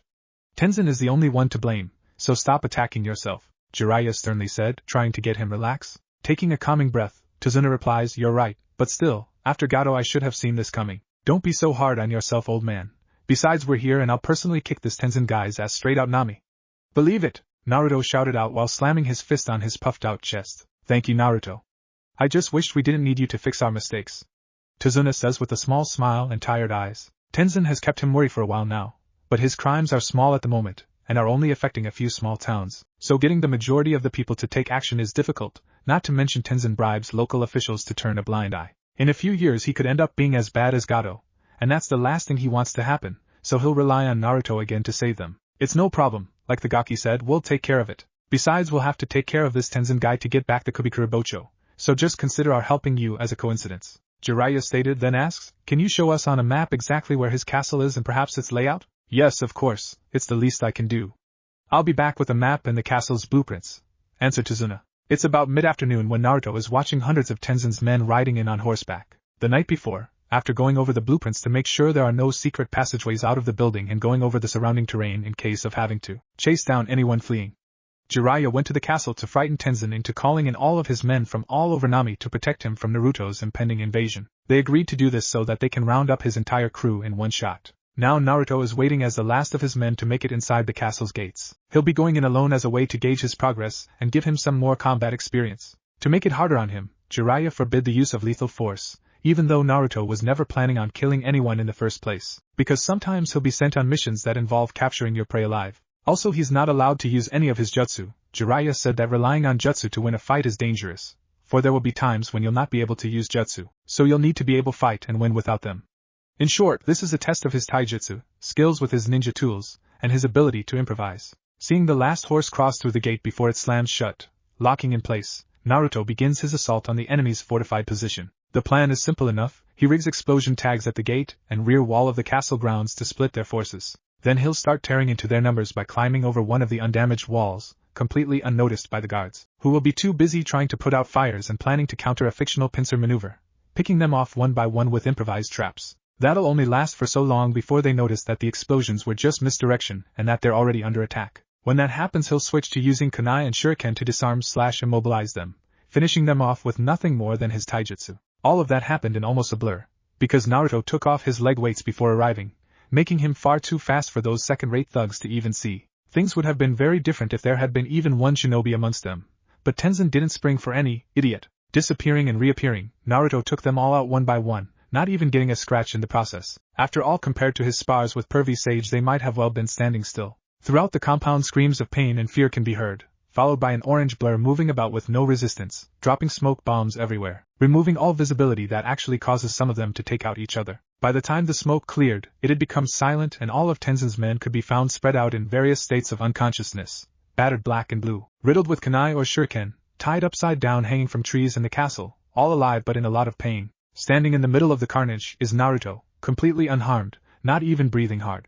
To be honest, he could have beaten this lot back before the Chunin exams. He's currently looking up at the top of the castle with fierce eyes, where Tenzin is hiding out. With a smirk, Naruto kicks in the castle's doors and runs through the building, dispatching the few guards Tenzin had left on the way to the top. Going up the final flight of stairs, Naruto enters a large room with Tenzin, who's shaking in fear and standing in the center of the room. As Naruto approaches him, a large broadsword, as tall as a full-grown man, shaped like a butcher knife with two cutouts, a circle close to the top and a semicircular one nearer to the extremely long handle, comes slamming down on Naruto. Naruto barely dodges in time, jumping to the side, causing the Kubikuribocho to become embedded in the floor, leaving the large bodyguard wide open. Naruto goes in with a jumping uppercut, launching the bodyguard into the air and releasing his grip on the blade. He then jumps up above the flying guard, and goes into a spinning heel axe kick, connecting with the guard's head, slamming his face into the ground and knocking him out. Turning around to face the quivering Tenzin, Naruto grabs the handle of the Kubikuribocho with one arm and lifts up, only to be unable to remove it from the floor. It weighs more than pervy Sage.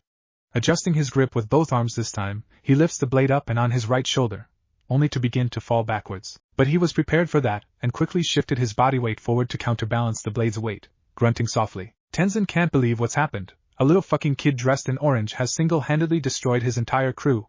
He knew that a shinobi was coming for his life. He was told by a masked man, receiving a small fortune in exchange, that the local villagers secretly hired the same leaf shinobi who saved their country from Gato. So he summoned every last man in his employ to protect him. In having watched this kid wipe out hundreds of the best skilled mercenaries money could buy, Tenzin had given up all hope that he was going to survive. He now regretted not springing for Rouge Shinobi. They are apparently worth the cost. Too late now. As the boy lifted the blade up on his shoulder, Tenzin dropped to his knees and started begging for his life, offering up all the money he had and even promised to leave Nami and never return. After listening to the cowardly excuse of a man beg for his filthy life, Naruto said with venom in his voice, "Fine, I shall let you live, but only if you return all the money you've taken from the people of Nami." Tenzin quickly bowed his head and yelled out in relief, "Yes, yes, of course.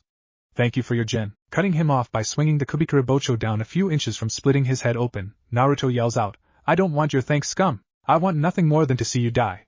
But that wouldn't get the people of Nami their hard-earned money back. It's because of them you get to live, so be thankful to them. You have till the end of the week to do everything I told you to do and leave Nami forever. If you ever do something like this again, I will find you and kill you. Do you understand me?" Tenzin, with his newly formed puddle of urine and slightly cut head, meekly cries out, "Yes. I understand." Naruto removes the blade from his head and stabs it into the ground, then while cracking his knuckles, replies with a fox-like grin, "Good. Now that we got that out of the way, I can now start your beating for disturbing Zabuz's grave and for claiming to have killed him." What follows is an hour-long ass-whopping filled with pleading screams and begging for mercy, all of which go ignored. Waiting for Naruto in the castle's courtyard is Jiraiya, sitting on a pile of beaten thugs, holding a small scroll in his right hand and leaning his head on his left. He had spent his time collecting the sellable weapons belonging to the unconscious thugs and checking if any of them had a bounty on their head. As it turned out a few did, the ones Jiraiya is sitting on. He plans on sealing them up inside a toad and turning them in for their bounties at the nearest police station. It wasn't going to be all that much, maybe 2 million real. They're just small-time criminals wanted for their various crime here and there. If it had been a bounty on a shinobi, we'd be talking tens of millions to hundreds of millions. But unless they were Rouges like Orochimaru, he wouldn't even try. It could cause all sort of trouble, and he didn't like the idea of hunting people down for doing their jobs. Most bounties on shinobi are for collecting vendettas or stealing bloodline abilities like the Sharingan, exclusively run by criminals hidden throughout the elemental nations, making shutting them down extremely difficult. Anyways, he plans on giving Naruto both the money from the bounties and the money he tricked Tenzin out of. It's only fair after all. He did just do a C to low B rank mission, so he should get paid. Plus he was the one who beat the guys with the bounties. Besides, Jiraiya makes lots of money from his books, so he doesn't need the cash. Seeing Naruto walking out of the castle with his trademark grin and the Kubikuribocho on his shoulders, Jiraiya complains, "Gaki, what took you so long? Were you having trouble lifting that oversized sword or just enjoying yourself?" Chuckling a bit, Naruto answers, "Yes, actually, I really enjoyed kicking that jerk's ass and this sword weighs more than you do, pervy sage. How exactly am I supposed to learn kenjutsu with a blade I can barely swing?" Jiraiya responds, "You do have a point. So I guess you'll just have to build up your physical strength to the point where you can swing it like it's a kunai before learning any actual kenjutsu." "Why can't I practice kenjutsu with a lighter blade until I'm strong enough to wield the Kubikuribocho?" Naruto asked. "Well, I suppose you could practice the basic forms, but to truly master a kenjutsu that fits the Kubikuribocho you'll need to be able to wield it, for its weight is part of its effectiveness and use. So you'll need to get used to its weight. To do that I want you to carry it with you at all times, until you don't even notice the weight." Jiraiya answered. "What? I have to carry this around with me all the time? This damn thing is like twice the size of me. Do you have any idea how annoying that's going to be?" A perturbed Naruto screamed. "Yes, so get over it. The payoff in the long run far outweighs the short-term annoyance." Jiraiya said. "Alright, fine, but there's something that's been bothering me, pervy sage. I've never seen you with a sword, let alone use one. So do you even know any kenjutsu?" Naruto asked. Jiraiya simply answers in a nonchalantly manner, "Nope, not really. I just know some of the basics of using a sword. I'm not in any position to teach kenjutsu." That causes Naruto to face plant, and even the Kubikuribocho seems to have a sweat drop going down it. Jumping up and pointing his newly gained sword at pervy sage, yells out, "Then what the hell was the point in getting this sword if you can't teach me to use it, pervy sage?" Hopping off the pile of thugs, Jiraiya placates Naruto by answering, "Relax, Gaki. I might not be able to teach you kenjutsu, but I know plenty of kenjutsu masters that'll gladly teach you." Putting the blade back on his shoulder, Naruto replies, "Okay, but who are these masters and where do we have to go to meet them?" Answering Naruto, Jiraiya says, "Actually you've already met one of them and we don't have to go anywhere, we can just summon them to us." A very confused Naruto replies, "Huh? I don't remember meeting a kenjutsu master, well at least one that would teach me. And what do you mean summon them? Do they take house calls or something?" An exasperated Jiraiya, With a twitching eyebrow yells, Toad summons you idiot. Haven't you noticed how some of them use swords? Kamigaki, how dense can you be? Naruto snaps back, hey. It's not my fault that you didn't just say that, you loudmouth pervert. I shouldn't have to. I even used the word summon as a clue, but then again I should have known you're too stupid, figure it out. Jiraiya screamed back. Naruto fires back, don't call me stupid, you pervert. Jiraiya ends their argument by stating, how many times do I have to tell you I'm not a pervert? I'm a super pervert. He. With a deadpan face Naruto replies, yeah? Yeah. I get it, you're a super pervert. Happy now? Proudly Jiraiya answers, yup. As happy as a super pervert in a mixed bathing house.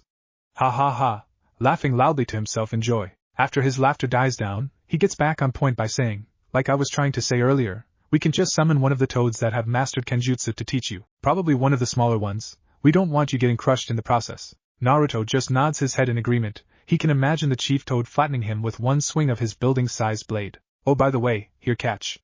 Jiraiya tossed him the small scroll he was holding. Catching the scroll with his left hand, keeping the right holding the handle of his sword, Naruto asks, what is this? A jutsu? He excitedly hoped. Nope.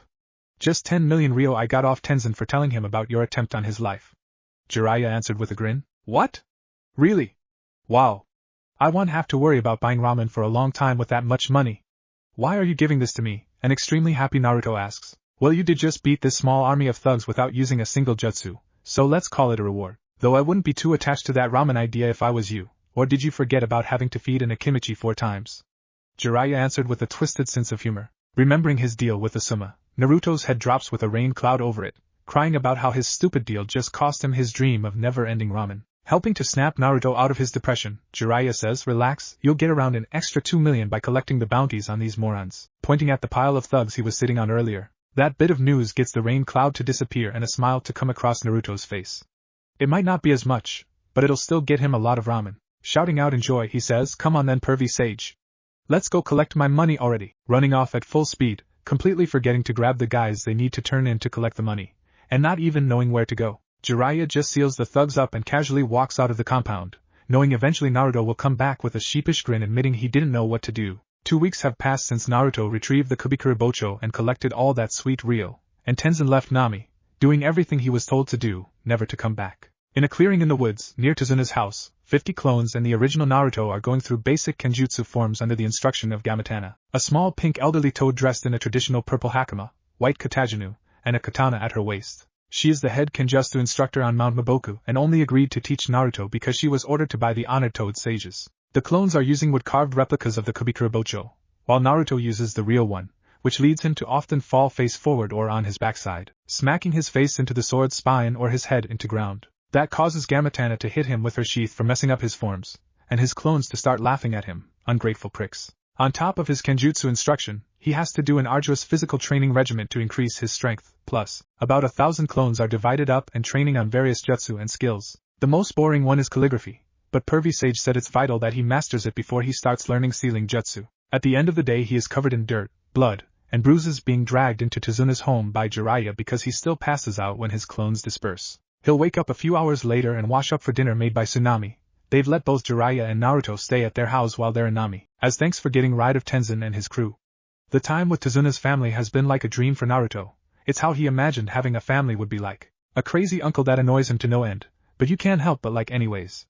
A little brother that practically worships him, even though they get into the occasional argument. A stern but loving mother who will be concerned when he comes home hurt, yet will punish him for dragging in mud. A grandfather that embarrasses him all the time, but he wouldn't trade for all the ramen and jutsu in the world. He wished it could last forever, but Pervy Sage said they'd only stay for 2 weeks, meaning they'd be leaving tomorrow afternoon. When he asked why, Jiraiya said that to keep up with his spy network he had to always be on the move, never staying in one place for too long. Even though that was true, Naruto knew that it was also because being outside the village made him an easier target for the Akatsuki and he wouldn't want to put Tazuna and his family in danger. Seeing as it was his last night with everyone, Naruto was taking his time eating, which for him is very unusual, so as to soak it all in. Just as dinner was winding down inside the house, outside 5 shadowy figures surround the house. 4 of them take each side of the house, so as to cut off their target's escape routes, while the 5th one casually walks to front door and knocks. Waiting for a few seconds, the one at the door hears footsteps approaching and the doorknob turn. Just as door opens an older male voice yells out, Naruto, don't open that door, but it's too late. As the figure's shadow consumes Naruto, he utters out, you're 3 weeks ago in Konoha, at the Hokage residence, inside the Hokage's office, is a fair-skinned woman with brown eyes and straight blonde hair that parts above her forehead, revealing a violet diamond mark. Her hair has shoulder-length bangs that frame her face and the rest is tied in two loose ponytails. She has a curvaceous frame with above-average height and noticeably large breasts. She is in fact widely regarded as the most beautiful kunoichi in the world. She is wearing a grass-green haori with the kanji for gamble on the back, inside a red circle, a gray kimono-style blouse with no sleeves, held closed by a broad, dark bluish-gray obi that matches her pants. The blouse is closed quite low, revealing her sizable cleavage. She wears open-toed, strappy black sandals with high heels and has red nail polish on both her fingernails and toenails and uses a soft pink lipstick. This woman is Tsunade Senju, the fifth and current Hokage, and she is reading a report from Jiraiya about Naruto's training incident a week ago. As she reads the report, her grip on the scroll tightens, and when she finishes reading it, she slams her fist into her desk, splitting in half, while yelling out, "Damn that reckless pervert! He could have killed Naruto and released the 9 tails. What in Kami's name does he think he's doing? Shizen! Get in here now!" Shizen is a fair-skinned woman of average height and slender build with onyx eyes and jet black hair. Her hair is straight and shoulder-length with bangs that cover her ears and frame her face. She is wearing a long bluish-black kimono with white trimmings, held closed by a white obi, a mesh shirt underneath, and open-toed sandals with low heels. She was in the middle of filling out a requisition form for another desk when Tsunade called for her. Rushing into the Hokage's office, Shizen quickly answers out, "Yes, Lady Tsunade." "What do you need?" Tsunade orders, "I need you and a team of Umbu to track down Naruto and Jiraiya at once." "May I ask why, Lady Tsunade?" Shizen asked, rather confused as to what's happening. "That fool Jiraiya nearly caused the 9-tailed fox to be released by playing with Naruto's seal. That's why." Tsunade replied irritably, giving Shizen Jiraiya's report. After fully reading the report, Shizen replies, "Oh my. Are you going to have us escort them back to the village?" Letting out a frustrated breath, Tsunade answers, "No, I want you to give Naruto a full checkup to make sure everything is okay. That coward of a fool, Jiraiya, is too afraid of what I do to him to bring Naruto here anytime soon, so I need you to go in my stead. Besides, that little brat would have a fit if I cut his training short." Despite her tough exterior, Tsunade is very worried for Naruto. He means a lot to her. "Okay, but we can't afford to send any Umbu to help me track them down. As you know, Konoha's forces are spread too thin as it is, and we can't risk the village's safety by leaving it too short-handed in the event of an attack." Shizen responded. Agreeing with her protege, Tsunade asks, "Then who can we spare that has the required skills to aid you in tracking them down?" Thinking for a minute, Shizen answers, "I believe Team 8, led by Kurenai, just got back from a mission a few days ago, so they can go on the mission. They have an excellent mission record for tracking and capturing their target, and seeing as they're still a genin team, we can afford to spare them. The only downside is that we'd have to come up with a cover story for why we're being sent after Naruto, seeing as everyone in that team but Kurenai is unaware of Naruto's Jinchuriki status." Tsunade puts her chin in her hand while thinking over Shizen's offer. Finding no other alternative, Tsunade says, "Alright, inform Kurenai to assemble her team and report for duty immediately, then go prepare as well." "Yes, ma'am," Shizen responded, turning quickly and exiting the office to follow the Hokage's orders. Half an hour later, Kurenai Yuhi and her 3 genin are standing at attention in front of the Hokage's desk, waiting to receive their mission. Kurenai is a fair-skinned woman of slender build, long black untamed hair reaching her upper back, and very unique eyes that are red in color, with an additional ring in them. She wears makeup consisting of red lipstick and purple eyeshadow.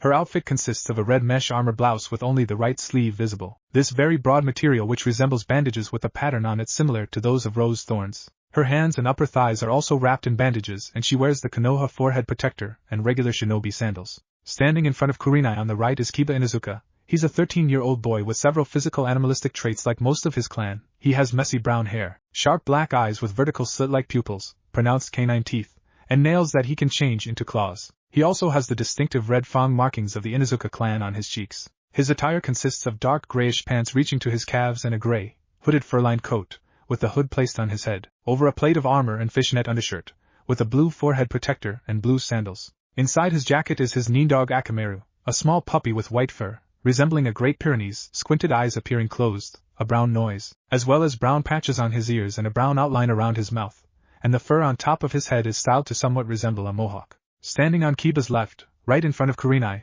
is Hinata Hyuga, a pale-skinned girl possessing, as a Hyuga, the Byakugan, giving her featureless white eyes with tinges of lavender.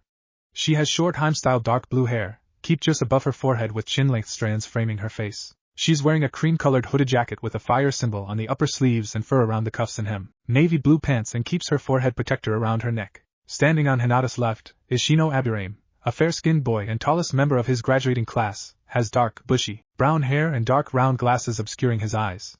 He is wearing a gray-colored jacket with a high, upturned collar going up to his nose and brown pants. He wears a blue forehead protector and blue sandals, while Tsunade just sits there, leaning forward with her elbows on the desk and her fingers laced together in front of her face. Kurenai can't help but wonder what's so urgent that she'd receive an emergency summons, demanding she gather her team and immediately report to the Hokage's office. It had better be important to have interrupted one of her rare dates with the Suma. With how they are trying to keep it secret, it has been difficult to find the time to go on any dates without being caught. Sure, it'd be easier if they would just be open about it.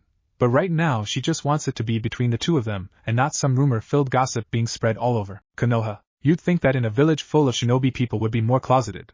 But no, everyone wants to be in everyone else's business. At least just their private lives. Everyone knows better than to try and stick their noses in official business that can cost you your life in a shinobi village. Kurenai was brought out of her thoughts by Shizen entering the room and standing by her, waiting for the Hokage to speak. Once Shizen enters the office, now wearing the standard Konoha uniform with distinct extra-long sleeves, Tsunade decides to give Team 8 their mission. Alright, now that everyone is here, I can now give you the details of your mission. We've received a report from Jiraiya that a week ago, Naruto Uzumaki was critically injured during a training accident. He's supposedly fine now, but Jiraiya refuses to bring him back to village to prove it, and is most likely on the run. For that reason you'll be tracking them down while escorting Shizen to Naruto, so he can get a proper medical examination. Kurenai, not understanding why this mission was so urgent, asks, Lady Hokage, why is it so important that you have Naruto examined? I highly doubt that Jiraiya would lie about Naruto's condition, so if he's alive and well, why send us to go to his aid? Two of her genin thinking the same thing, while Hinata isn't able to get past Naruto-kun being badly hurt, concern clearly written on her face. Letting out a sigh, having expected those lines of questions, Tsunade answers, because the accident involved Jiraiya stupidly messing with a certain dangerous seal that nearly killed him as well, and could have other long-lasting effects that ordinary doctors will miss. Glad to see Kurenai's eyes widen in shock, signifying her understanding at the underlining meaning of the nine-tailed seal being tampered with, Tsunade simply adds, I hope you now know the importance for this S-rank mission. To be honest, I'd rather send a team of Umbu. But you all know we're simply too short-handed to spare them right now, so you'll have to do. Here's a copy of the report, and their last known location. Now get going, I won't ask again. Handing Kurenai a scroll with a firm stare. Yes, Lady Hokage. We'll head out immediately, Kurenai says after taking the offered scroll, cutting off Kiba's attempt to ask what Tsunade meant, ushering her team out of the room with Shizen following after them. As they were running out of the village at top speed, Kiba yelled out to his sensei, Hey! Kurenai-sensei!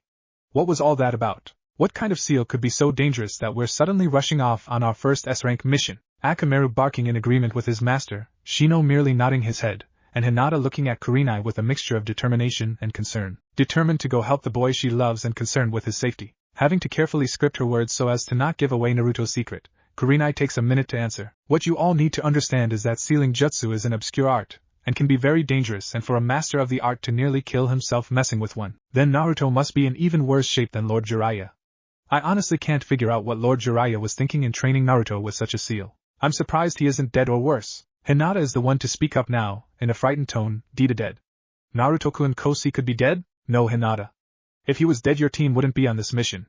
To be honest, if Naruto was dead Lady Tsunade would have rushed off to kill Lord Jiraiya, answered a serious Shirzine. Shino chimes in by asking in his usual calm tone of voice, then what could be worse than that? Shizen answers, well for one, his chakra network could be sealed off or even destroyed, preventing him from using his chakra. Then there is even the possibility of him being sealed away in another dimension, to never return. The possibilities are almost endless, but none of them are good. Well, shit. That's not good, but that doesn't explain why it's a S-rank mission. I mean sure the possible damage Naruto received is as bad as it gets, but doesn't that mean the danger is past? Asked Kiba. Kurenai is the one to answer, yes Kiba, the danger of this mission is low, but remember we're tracking Lord Jiraiya of the legendary Sannin. A shinobi of his caliber usually isn't found unless they want to be, so we're rushing off to quickly pick up his trail before it goes cold. He already has a 1-week lead on us, so hurry up and stop slowing us down with questions. Kurenai is hoping they stop looking too close at the situation. After all, it's still illegal for anyone to talk about Naruto's connection to the nine-tailed fox. While Kiba, having come from a clan that specializes in tracking, is aware of how bad a disadvantage they're in, being a week behind their target. Add in the skills of a Sannin, which are known by just about every shinobi in the world, their chances aren't looking good. So he simply shuts up and follows his sensei, hoping to make it in time to pick up any trail. All the while, Shino is focused on collecting all the information he needs to complete the mission, while secretly wondering what his superiors are hiding about Naruto. Hinata, on the other hand, is only concerned with finding and helping Naruto. She has already known that most of the adults in the village have been keeping secrets about him, and one day she'll find out what they are. But right now she is too worried to care. Shizen is just hoping that Tsunade is just overreacting and Naruto is just fine. She'd hate to see the boy, who saved her master from her own demons, hurt. With all of those thoughts on their minds, they passed through Konoha's gates and to the scene of Naruto's accident. After 2 weeks of near-constant high-speed travel, only stopping every few days to rest, Team 8 and Shizen arrived at the clearing Naruto rampaged in. The devastation they saw was shocking, leaving the 3 genin wondering what could have caused it, while the 2 adult kunoichi are only wondering how Jiraiya was able to suppress the 9 tails. With Kiba and Akamaru not being able to pick up any scent, they went into the nearby town to ask around about Naruto and Jiraiya. They lucked out that almost everyone in the hospital heard the argument Jiraiya had with Naruto, so they now knew that their targets left for Nami a week ago.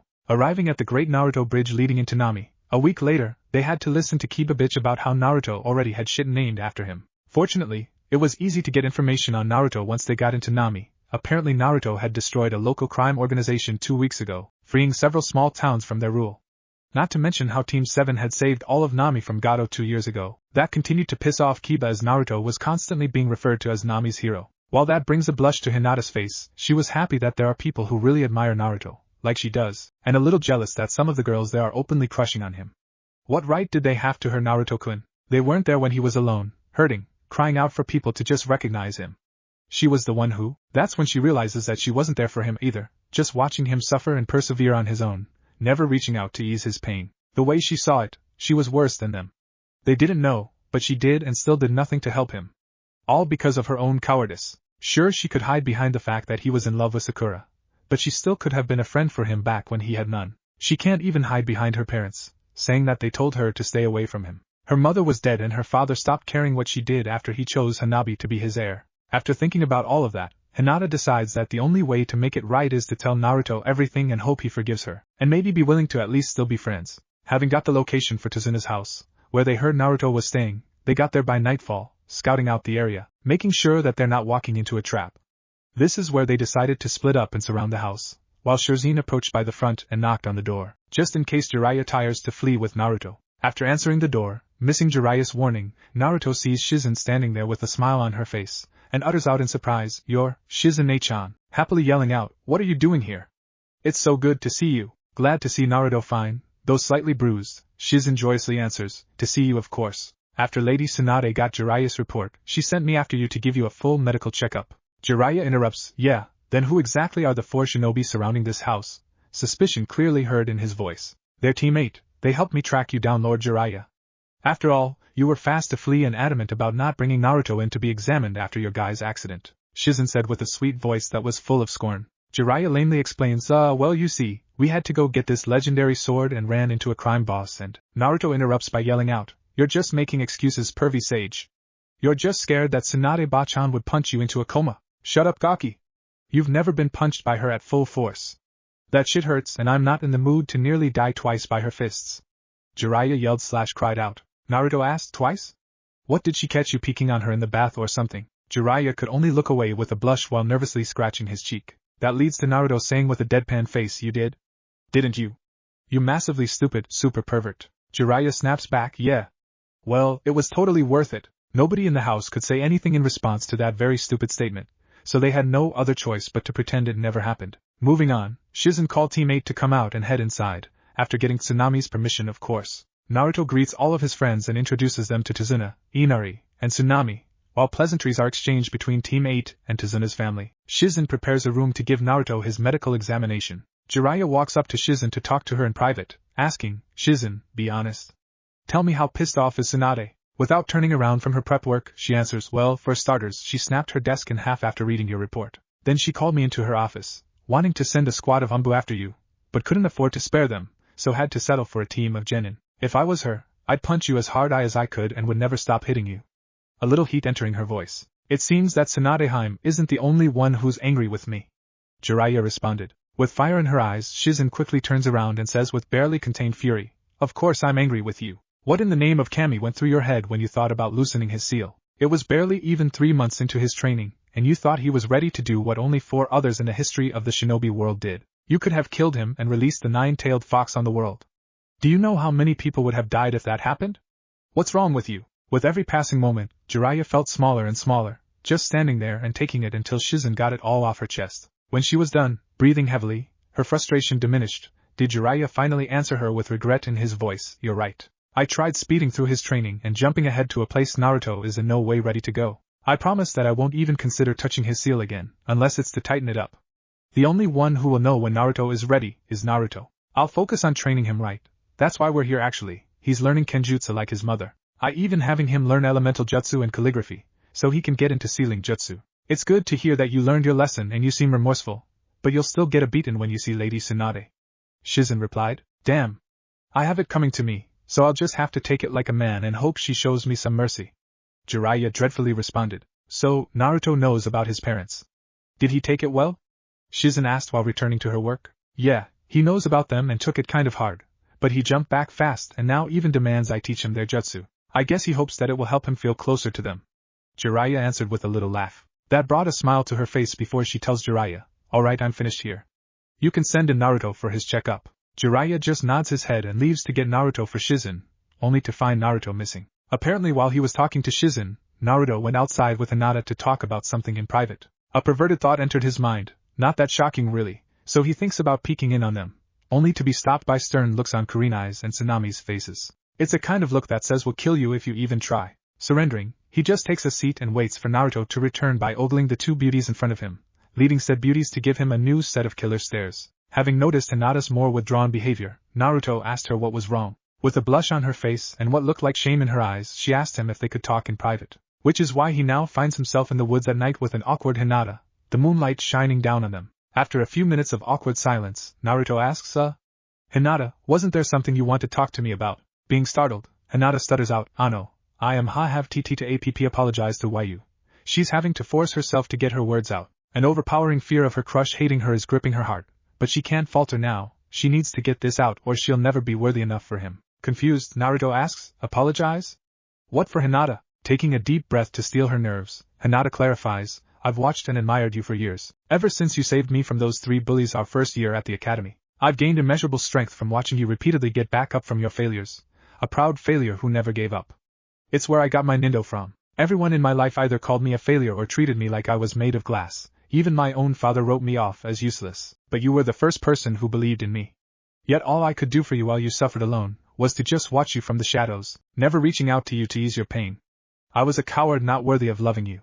I'm so sorry, Naruto. Can you ever forgive me? At this point Hinata is in tears and sobbing lightly. Naruto is too taken back to respond right away. He never noticed her until the Chunin exams, and even then he didn't see how much she cared about him. All he ever saw when he looked at her was a weird girl who stuttered a lot. He likes weird people, but he never even conceived that any girl liked him. He was too busy trying to get Sakura's affections to notice anyone else. It seems that pervy sage was right. He is dense when it comes to women, but that doesn't mean he's going to give up on Sakura. He'd need to talk to her first and maybe even with Hinata, just to get to know her more and see if he likes her as more than a friend. It's just all too confusing right now to even think about, let alone talk about, so he'll table that problem for now. The part about her watching him for years in secret was kind of creepy and disheartening. Just thinking about how much it would have meant to him to have had even a single friend as a child. Sure, he played with Shoji, Shikamaru, and Kiba, but it was more like he played around them than played with them. Shikamaru didn't seem to care one way or the other, never making fun of him, but not really trying to get to know him. Choji was always nice to him, but just seemed to live in Shikamaru's shadow, and Kiba ended up becoming one of the ones that mocked him all the time. Hell, they just got into an argument over him being more famous than he is. But it's kind of like the rivalry he has with Sasuke, but more friendly. To have had a friend that was concerned about him, and actually cared, would have brought untold joy to his life. Like when Iruka-sensei said he believed in him to Mizuki team. Instead of being angry, he can't help but feel bad for Hinata. He couldn't imagine what he'd do if Iruka told him he was worthless like Hinata's father did to her, and he can relate to being treated as a failure. Now looking at Hinata crying her eyes out and shaking while holding herself, Naruto grabs her by her shoulders and tells her with a gentle voice, Hinata, stop crying, please. I'm not mad at you, I promise. Removing his hands from her shoulders as she lifts her head up and wipes the tears from her eyes. While still shaking a little and letting out a slight sob every now and again, Hinata asks, Are you sob really and not mad at me? Throwing on his signature grin, Naruto answers. Of course.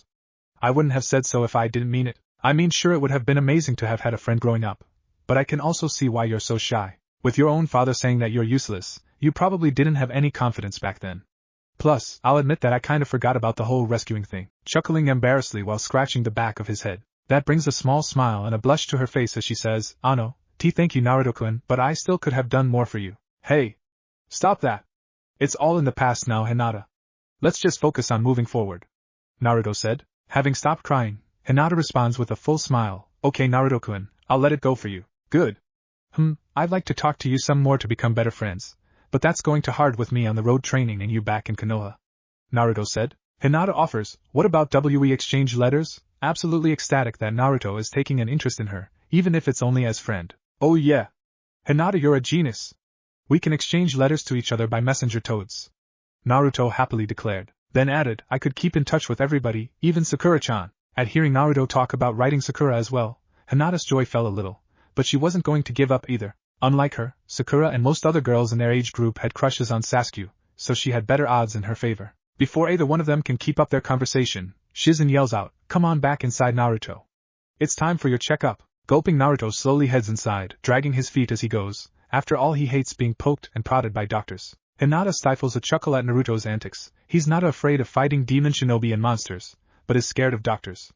How could she not laugh a little? The next day, a group of shinobi are leaving Nami, after Naruto got a clean bill of health from Shizen, and having said their goodbyes to everyone, splitting into two groups, one with 5 members headed back to Konoha and the other with 2 headed off in the opposite direction. They wouldn't be seeing each other for a little more than 2 years, all of the genin becoming stronger along the way. With teammates group, Hinata is thinking about when Naruto told them about what really happened during his training accident, how he has the 9-tailed fox sealed inside him, and how he met his father, the 4th Hokage. Also asking not to tell anyone, he wanted to be the one to tell the others. Kiba simply called bullshit, that there was no way he was 4th son, but was quieted by Kurenai, Shizen, and Jiraiya confirming it as true. Shino was just quiet, like he already knew something was up, but didn't really care anyway. Naruto was still just Naruto to him. She, to everyone's surprise, gave Naruto a hug and told him that it didn't change how she felt about him. If anything, it made her admire his strength all the more and hate herself just as much. But like Naruto told her, no more wallowing in the past, we move forward. Naruto is out there getting stronger to save a friend, while the Akatsuki are hunting him down for the monster inside of him. She has to get stronger too, so as to help protect him when they come for him, standing at his side able and ready to fight. So thinking along those lines, Hinata asks, "Shizen-sama, I was wondering if you would be willing to teach me medical ninjutsu?" At that sudden outburst from the normally timid Hinata, everyone stops and looks at her. Shizen answers, "I don't see why not, but it's an extremely difficult art to master. To lean medical ninjutsu on top of both your clan training in the Gentle Fist and the missions you'll be taking as a member of Team 8. It will take everything you have and more. Are you sure you can handle all of that?" Kurenai adds, "She's right, Hinata. It'll be harder than anything you've ever done before and you aren't obligated to try. I don't care how hard it'll be or how many times I fail, I won't give up. That's my nindo. I can't just sit around not giving it my all, while Naruto-kun is killing himself training, not for himself, but for his friends. How would I ever be able to call myself his friend if I did any less than him? I'm tired of people trying to discourage me from applying myself, Kurenai-sensei." Hinata responded with heat in her voice and fire in her eyes. Taken back by Hinata's outburst, Kurenai is stunned silent, unable to do anything but smile at Hinata finally coming out of the shell that so many people, from her father to Niji and her clan members, built around her. Nodding to Shizen, signifying her approval of training Hinata in medical ninjutsu, Shizen simply says, "Alright then Hinata, I'll start your training when we get back. But you had better not regret it, for I won't take it easy on you." "Yes, Shizen-sensei, I'll give you my everything and I won't give up," Hinata yells back in a strong and determined voice. Everyone there just smiles and rush off back to Konoha, while Kiba and Shino do not plan on just standing by and letting their teammates surpass them. They'll throw themselves into their training just as hard as Hinata. Chapter 3. It's been 1 year, 8 months and 2 weeks since Naruto left Nami, and now he's traveling along the border of Taki with Jiraiya to find the 7 tails Jinchuriki named Fu. Fu is a petite, androgynous, tan-skinned kunoichi who wears an orange clip in her short, layered mint green hair that matches her orange eyes. Her outfit consists of a short sleeveless white midriff shirt with fishnet armor underneath, long white armlets, and fishnet shorts with a short white apron skirt over it. Her forehead protector is worn on her right arm, and she carries a cylindrical object in red wrapping on her back. Naruto has changed quite a bit in the past 2 years. His hair has grown down to his shoulders with face-long bangs framing his face, similar to his father's just a little longer. Thanks to, and with much disgust, Naruto having to eat a more balanced diet of fruits and vegetables, he now stands at 5 feet 6 inches and his build is composed of highly defined and compact muscle, giving him that highly sought-after V-shape. Due to his physical changes and the fact that Jiraiya's nightmare training left his old clothing torn to pieces, even the cloth of his headband had to be replaced. He had to get a new wardrobe.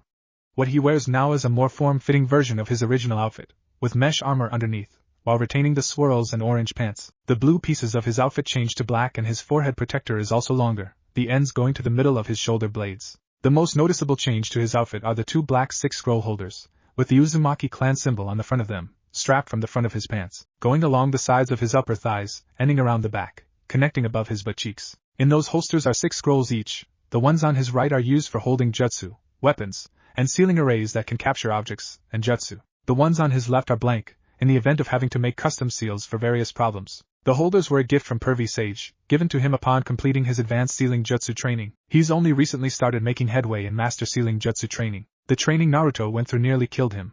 He was using up to 3,000 clones per training session, allowing him to master a wide variety of jutsu, and the sparring often left him broken and bloody for the first year. But now he can go toe-to-toe with Pervy Sage at full power, not in Sage mode though. He's no longer having to wear leg weights. The amount of weight the seals could add had been long since maxed out, and he no longer felt them, making wearing them redundant. His top speed now is about 3 times what Lee's was without his weights during the Chunin exams, making him as fast as Guy is outside of using the inner gates. He plans on giving his weight set to Konohamaru when he gets back home, and maybe teach him a new jutsu while he's at it. He also mastered all the wind-style techniques Asuma gave him and several more, like Gale Palm, Drilling Air Bullet and Great Breakthrough, but he also found out that he has an affinity for Earth Chakra, allowing him to learn all sorts of Earth-style techniques from Pervy Sage, like Dark Swamp, Mud Wall, Headhunter, Great Mud River, Rising Stone Pillars and Earth Dragon Bomb. With his longer hair, Jiraiya taught him his hair jutsu, Art of the Raging Lion Mane, Needle Jizo and Spiked Jizo, though their range is smaller and requires more chakra to use. His kenjutsu is unique, combining the Kubikuru Bocho with shadow clones and wind chakra, and it's considered to be at the expert level by Gamatana's standards. The massive blade isn't seen on his back because he keeps it sealed in an array tattooed on his right wrist, only after he became capable of welding it with the ease of a kunai, summoning it out when needed. With the most pride and difficulty, Naruto finally became able to use the Hiraishin, not to same degree as his father, but still at great level. To be honest, the first few attempts had been disastrous. It was a good thing that Pervy Sage made him use clones at first. For the entire first year of trying to use it, his clones would be torn to pieces, stuck halfway inside trees, rocks, and even each other. Once, one of his clones used the Hiraishin and never returned. He still has no idea what happened to it. Eventually he was able to teleport to any of his strange-shaped kunai with the unique seal on it. They were given to him on his birthday by Pervy Sage, saying they belonged to his father. He still wasn't fast enough at creating the seal for the Hiraishin. It takes him a full minute to create in combat, but he can use it with pre-made ones in combat. Though he still has difficulty in exiting the Hiraishin and attacking instantaneously like his father could, but it's still combat ready. Being his usual unorthodox self, he decided to put the Hiraishin seal on the Kubikuru Bocho, not just to teleport to it, but to teleport it back to him. Again, it was a good thing he used clones at first, for it didn't work at first. But by streaming wind chakra through it he was able to teleport it to him, spearing the clones most of the time. Like most things he tries, he eventually got it to work the way he wanted it to. All in all, the training from hell was worth it. For nearly the past 2 years, Naruto has been passing messages with all of his friends through Toads, allowing him to tell them all about him being a Jinchuriki and about his parents, as well as keeping up on their lives. Kiba liked to rub in that Naruto was now the only one amongst them that was still a genin, besides Choji, Ino, and Sakura. But seeing as they are entered the joint Chunin exams being held in Konoha and Suna, they most likely are Chunin now. He even went into how Niji, Gaara, Temari, and Kankuro even went one step further and became Jonin. Shino tends to give him encyclopedic knowledge on insects, and asking him if he has ran into any rare species of insects. Choji keeps bringing up the meals Naruto will end up buying him and all of the new foods he has eaten. Shikamaru rarely writes because it's troublesome, and when he does it's always about how troublesome his life is. Ino goes off on all the gossip happening in Konoha and if he'll end up looking as good as the 4th Hokage. Apparently Ino had a crush on the picture his father back in the academy days before Sasuke. Tenten keeps asking for more pictures of the Kubikuru Bocho and complaining how unfair it is that he has one of the legendary swords of Kiri. Lee is constantly trying to one-up him on their taijutsu training and going on about springtime of youth. Niji doesn't write much with how busy he is as a new Jonin, and Kakashi has told him stories about his father and mother. Iruka has told him how he has been going on dates with Shizen whenever they have the time and how he thinks she might be the one. Sakura-chan wrote about her hellish training under Lady Tsunade, from all the complex medical jutsu, to the painful taijutsu training that involved dodging full-powered punches from Tsunade. She went into all of the details of her life, like shopping with Ino, pulling a shift at the hospital, and even the time she cried her eyes out at losing a 6-year-old kid to cancer. He has never been closer to Sakura-chan than he is now, perhaps because he isn't there pestering her for a date, and is just talking like friends. With Hinata, they've been writing about their hectic training schedules that take them in many different directions, like how she comes off a mission to go straight into her clan's taijutsu training with Niji, Hanabi, or her father, then having to rush off late at night to train under Shizen in medical ninjutsu. Then once she was good enough at medical ninjutsu, which only happened a few months ago, she had to start taking shifts at the hospital with Sakura and Ino. He had to console Hinata when she lost her first patient, a young shinobi around their age who died from multiple fatal injuries, received on a mission gone horribly wrong. It was harder on her because she couldn't help seeing Naruto in the same condition and being unable to save to him. It took a lot of promises that he wouldn't die and would come to see her as soon as he got back, to get her to stop worrying. Just like with Sakura, he has gotten a lot closer to Hinata, mostly because he finally noticed her. Naruto honestly doesn't know what to do with how he still has strong feelings for Sakura. Especially after he came to realize that he just might love Hinata too. Sometimes he wishes he hadn't started getting to know Hinata. It's caused such conflicting emotions. He was even having an equal amount of explicit dreams about Hinata as Sakura now. He made the awful mistake of asking Pervy Sage for advice. He told him that a three-way with the both of them would make great material in his biography. After Naruto's yelling and the perverted laughing by Jiraiya, did he give him the advice to have a serious conversation with them both about his feelings, and whichever one returns those feelings is his answer. The problem with that advice is that Sakura might punch him into the next life, while he knows that Hinata would return his feelings. Both possibilities kind of scare him. He could end up losing his friendship with one or both of them. Jiraiya merely stated that if he's too afraid to risk his friendship with either one, then he'll get neither one. No one has ever fallen in love without being a little brave. That gave him a lot to think about, but he's still on the fence on what to do. As Naruto and Jiraiya continue their journey along Taki to find Fu, who they learn from Taki's leader Shibuki, has been sold out to the Akatsuki by his own village council. They run across a recent battlefield. There are small craters here and there, kunai and shuriken are littered everywhere. A strange symbol inside of a circle was on the ground, and the smell of blood still hangs in the air from the two dead Takinin. The scene seemed to suggest that a Taki team was ambushed. That couldn't have happened more than a few hours ago. Filling them with the fear that they are too late to save Fu, Naruto finds a torn piece of black clothing with red clouds on it, confirming that it was the Akatsuki. Not waiting for Jiraiya, he runs off after them, following their trail away from Taki. Jiraiya yells out, "Naruto, you idiot! Don't go running into the enemy's hands without knowing what you're dealing with," quickly chasing after Naruto. As Naruto was following the overly obvious and slow-paced trail, he was thinking about how this was exactly what he feared would happen when all of the hidden villages refused to let him give their Jinchuriki a Horatian seal. It gave it to them so he could instantly come to their rescue, but they were all too paranoid to let him. Hell, the Wabakure even sent assassins after him, once hearing he could use the same jutsu as the yellow flash of Konoha. It was great practice for using his ninjutsu at least, and they stopped sending their shinobi after he and Pervy Sage beat the crap out of them, leaving them hog-tied with a note saying, "Next time we slit their throats." Plus, once Tsunade heard about the attempts on his life by IWA shinobi, she sent a letter of aggression to the Tsuchikage, warning him continued attack on Konoha's Jinchuriki would be considered an act of war, causing him to rescind the kill order. Jiraiya had warned him that would happen if he told the other Kages about his ability to use the Horatian, but he didn't care. He just wanted to keep others burdened with a Biju like him safe from a common enemy. In the end, only Gaara and Suna agreed to Naruto's proposal, but with the stipulation that he had an off-switch to the seal, so he will only be allowed to use it when they want him to. Gaara would be able to activate it himself in an emergency, but the Suna Council has a seal tag they can use to counter it, not fully trusting Naruto and maybe even Gaara. At least Taki's leader has told them about Fu being in trouble and has sent them to help her, but he's not too sure what to make of her village's council selling her out. While Naruto was lost in thought, Jiraiya was intensely studying the trail they are following.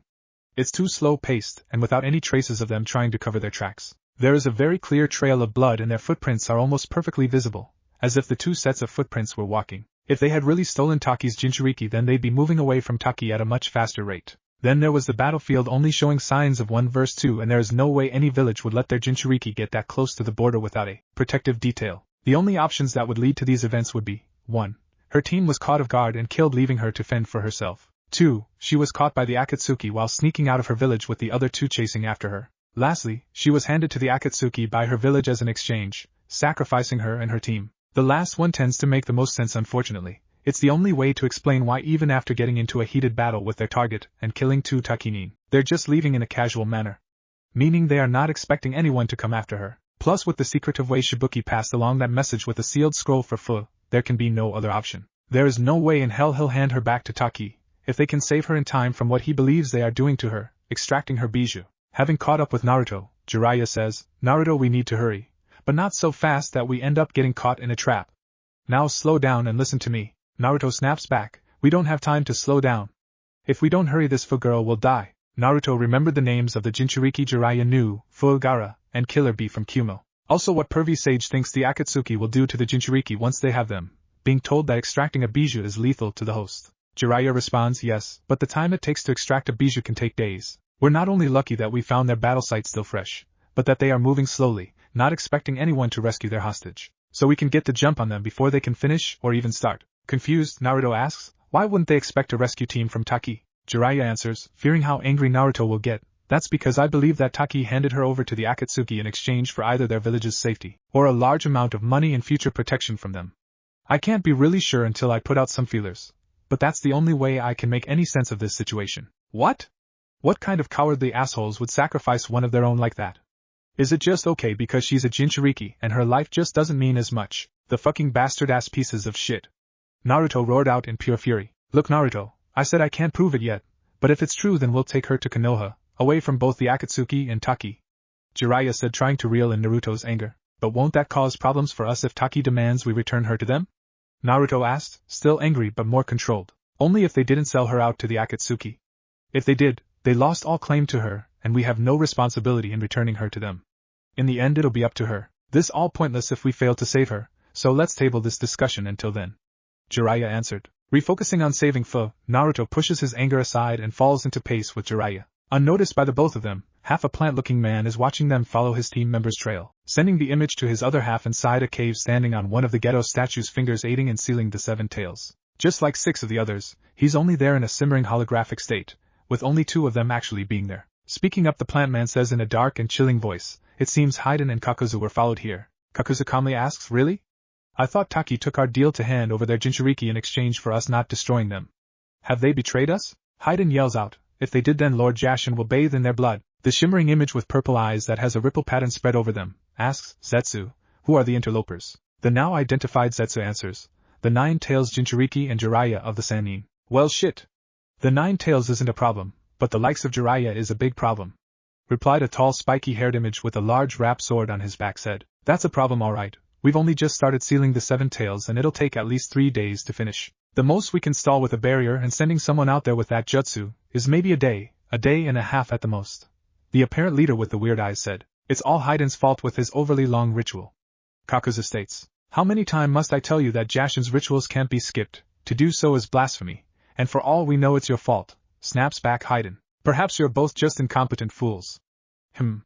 Not all that surprising seeing as you both lack artistry. An amused voice said. Shut up, Deidara. Like you know what real art is, an annoyed deep voice said. Of course I know what real art is, Sasori my man. Art is an explosion. The now identified Deidara answered. Sasori replies, no. Art is eternal. Enough. No matter who is to blame, it won't solve our current problem.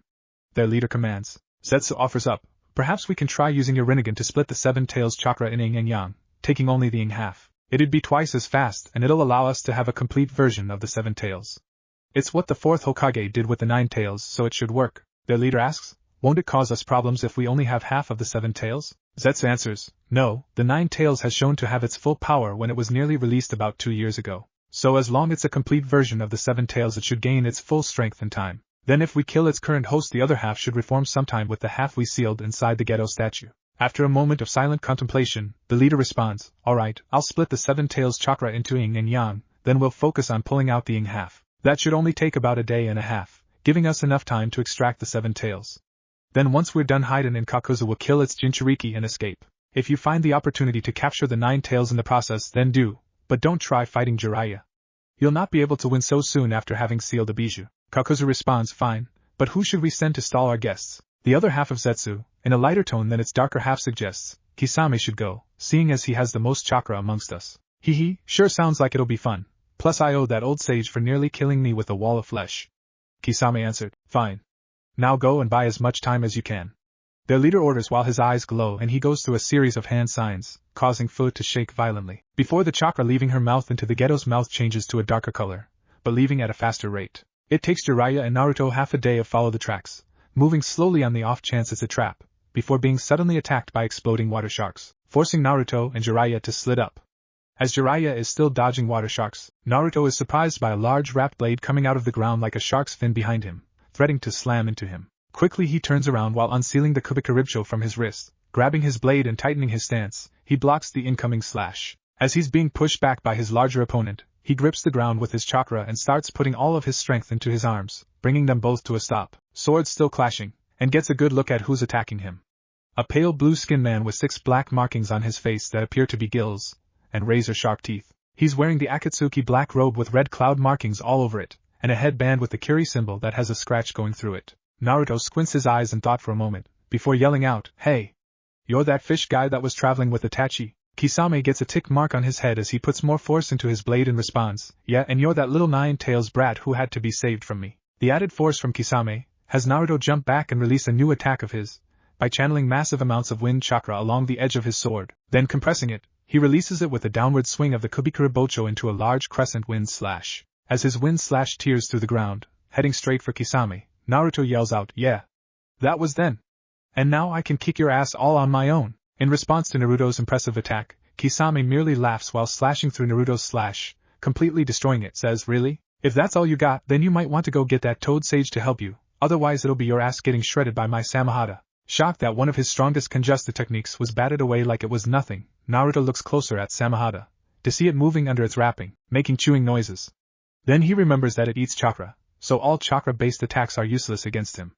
Damn, his Kenjutsu is not strong enough to beat a Kenjutsu master like Kisame, so he'll have to create an opening to hit him with a powerful Jutsu when he's not holding Samata if he wants to win. He creates 3 shadow clones and takes out one of the scrolls from his right holder, throwing it into the air while unfurling it, causing dozens of tri-pointed kunai with Horatian seals on them to shoot out of it, surrounding the area in them. "Well, don't count me out yet," Naruto shouted out while charging Kisame. "Hee. You sound cocky for someone whose pathetic attempt at hitting me with kunai failed to even touch me." Kisame mocked while raising his blade to block Naruto's basic downward sword strike, planning to counter with a kick to his sternum. Once Naruto's strike lands, slightly buckling Kisame's knees, one of Naruto's clones comes slamming in with a kick to the back of the Kubikuribocho, having been catapulted by the other 2 clones that had jumped in the air. The added force of the clone's full body kick causes Kisame to quickly sidestep away as Naruto's blade splits open the ground. Kisame charges at Naruto's open side, a rookie mistake, but before his Samahata can slam into Naruto, he disappears in an orange flash, reappearing behind Kisame in an instant, but unfortunately Naruto stumbles a bit before he responds with a forward side slash,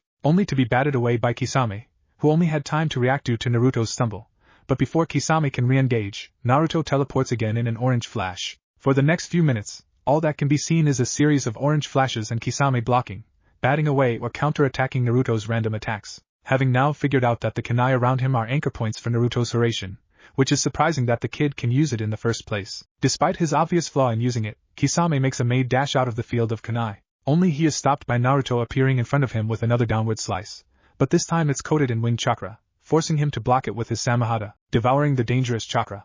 Taking the opportunity of having their blades crossed, Kisame alters his body weight and sword angle to allow him to redirect Naruto's blade forward and into the ground, while simultaneously reaching out and grabbing the Kubikuribocho's handle with his right hand and kicking Naruto off it with his right leg. As Naruto goes flying backwards, Kisame stabs the Kubikuribocho into the ground and puts his Samahata on his back, then blurs through hand signs, water release. Great exploding water colliding wave, Kisame shouts out, causing a large explosion of water to wash away all of Naruto's kunai and slamming into him as he crashes into a tree, flooding the area in water. "Not bad, brat, but your Kenjutsu is nowhere near mine. The Horatian caught me by surprise. It's not a jutsu scene since the yellow flash of Konoha. It's just too bad that you're not nearly as skilled as he was in using it. Plus, you wasted your only shot by trying to best me in Kenjutsu." Kisame laughs out victoriously. Kisame's laughter is cut short by Naruto teleporting right in front of him, slamming a giant Rasengan into his chest. Blood spurts out for his mouth and the ground around them breaks as he is repelled off his feet into nearby trees, only stopping after smashing through about 20 of them. What Kisame failed to realize is that Naruto knew he couldn't beat him in Kenjutsu, and that his Horatian is still flawed. So he let him take the Kubikuribocho, that he had a Horatian mark hidden inside the removable part of its handle, knowing that he'd then get rid of, or get away from his kunai field. Then while Kisame's guard was down from his supposed victory, Naruto used the Horatian mark on his blade to land a massive blow that couldn't be blocked by Kisame's annoying chakra-eating blade, and had a large enough attack radius that he could hit him without aiming. In short, it was all a setup to get Kisame to put away his Samahata. Naruto might not be the sharpest kunai around, but no one thinks faster on their feet than him. Picking up his sword and placing it on his shoulders, Naruto yells out, "Did you enjoy the show, pervy sage?" Having easily dealt with the water clones launching exploding sharks at him, Jiraiya decided to watch Naruto's fight and gauge his progress. With Naruto's fight clearly finished, Jiraiya lands next to Naruto and says, "Yup. You've really improved, Gaki. I'm proud of you, but let's hold off on the victory party until we've confirmed he has been dealt with, and we've rescued the girl." "Yeah, you got a point, pervy sage. Let's go," Naruto responded. When they both arrive at Kisame's blood-filled landing spot, they're shocked to find some nondescript individual lying dead in Kisame's place, same injuries and clothes. No sword though. Naruto asks out, did he use some kind of human substitution? Or maybe this guy was just transformed into the shark guy? Jiraiya takes a minute before answering, "I don't think so. I didn't see him use any substitution techniques in your battle, and transformation techniques aren't that durable. It has to be some kind of forbidden transfer jutsu, the attacks he used and even his kenjutsu form were too perfect to be some mere stand-in. An even more confused Naruto asks, then was the shark guy even here in the first place? An unsure Jiraiya answers, I can't be sure, but I don't think so. This was most likely just a stalling tactic to slow us down, we must be too close for their comfort. So for now we need to focus on finding where they're extracting the 7 tails. With that in mind, Naruto seals the Kubikuribocho back up in his wrist, while Jiraiya seals up the body of Kisame's doppelganger for Tsunade to examine later and maybe get an explanation on how he's a doppelganger. They then continue picking up the trail they were following. But to their dismay they find it mostly gone. It appears that someone was destroying the trail while they were occupied by Kisame's copy. Fortunately there are still some traces of it. Whoever was responsible for cleanup must have not had enough time to do a complete job. Thanks to the distraction, the mostly destroyed trail, and having to move with even more caution, it took them another half day to get to a cave blocked off by a boulder. Fortunately that means the Akatsuki only had a day to extract the 7 tails, and that's not nearly enough time, so they are not too late. The bad news is that the boulder has a 5 seal barrier placed on it, so they now have to find 4 other seal tags in the area and remove them, which will most likely be booby-trapped, before they can remove the 5th seal tag on boulder, allowing them access to the cave. Even with Naruto flooding the area in shadow clones to search, it took them nearly 5 hours to find all of the seals. Then another 6 hours to defeat the doppelgangers themselves. Clones were unable to remove them and they had to go themselves. Then they had to make it back to the cave, where they rested for an hour to regain their lost chakra. In total they ended up wasting another 12 hours. Now being able to remove the last seal tag, Naruto has a clone remove the last tag while Jiraiya creates a giant Rasengan to smash through the boulder. Inside the cave with the Akatsuki, the sealing of the 7 tails in chakra just finished at the same moment Naruto and Jiraiya removed the last seal tag. As the other members of the Akatsuki simmered out and Fu is released from the chakra holding her up, falling to the ground, the leader tells Haiden and Kakuzu that they know what to do before disappearing along with the ghetto statue in a puff of smoke. Just as the ghetto statue is gone, an explosion erupts from the entrance of the cave, covering it in dust and debris. When the dust cloud clears, Jiraiya can see 2 men dressed in classic Akatsuki attire. One has medium-length gray hair that's slicked back and distinctive purple eyes, has on dark green nail polish. His Yugikyo forehead protector around his neck and Jashin amulet. He's not wearing a shirt under his cloak. Has on gray pants with matching shinobi sandals and a triple-bladed scythe on his back. The second one is a very tall tan-skinned man with unusual eyes, green irises, no pupils and red sclerae. He wears a gray hood covering his hair, a black-colored mask covering his lower face, the Takigakure forehead protector with a scratch in the middle, and gray pants with matching shinobi sandals. The first man, Haiden, takes his scythe off his back and raises it with the intention of killing Fu with it, says, alright, time to give another life to great Lord Jashin, prepared to slam his scythe down on the unconscious Fu, ending her life. Earth style. Raising stone pillars. Naruto's muffled voice rings out. A series of sharpened stone pillars pierce through Haiden's entire body, stopping him from killing Fu, while Kakuzu merely jumps out of the way. Kakuzu looks at where Fu is, only to see an empty hole in her place, irritably saying, it seems someone has taken off with the Jinchuriki. I'll kill you, Haiden. Surprising Jiraiya, Haiden responds unaffected by what should be mortal injuries. Shut up, Kakuzu. I wish I could die and you act as if it's my fault the Jinchuriki got stolen. It is your fault. You should have just killed the girl right away then prattle on about an offering to a stupid kami. Kakuzu snapped back while smashing Haiden free of the pillars with a black-coated arm. Ouch. Be gentle. It fucking hurts when you do that. You should respect others' pain and don't speak such blasphemy. Haiden fired back. Just shut up and go after the Jinchuriki while I hold off the Sannin. And remember not to kill the boy, we still need his bijou. Kakuzu ordered. Haiden merely gives him the finger while jumping through the opening in the cave. Jiraiya tries to intervene, but is stopped by a darkened fist smashing into the ground in front of his path. The appendage is connected by a bunch of black tendrils leading back to Kakuzu's arm. Turning to face his opponent, Jiraiya says, well, that's a creepy look you got there.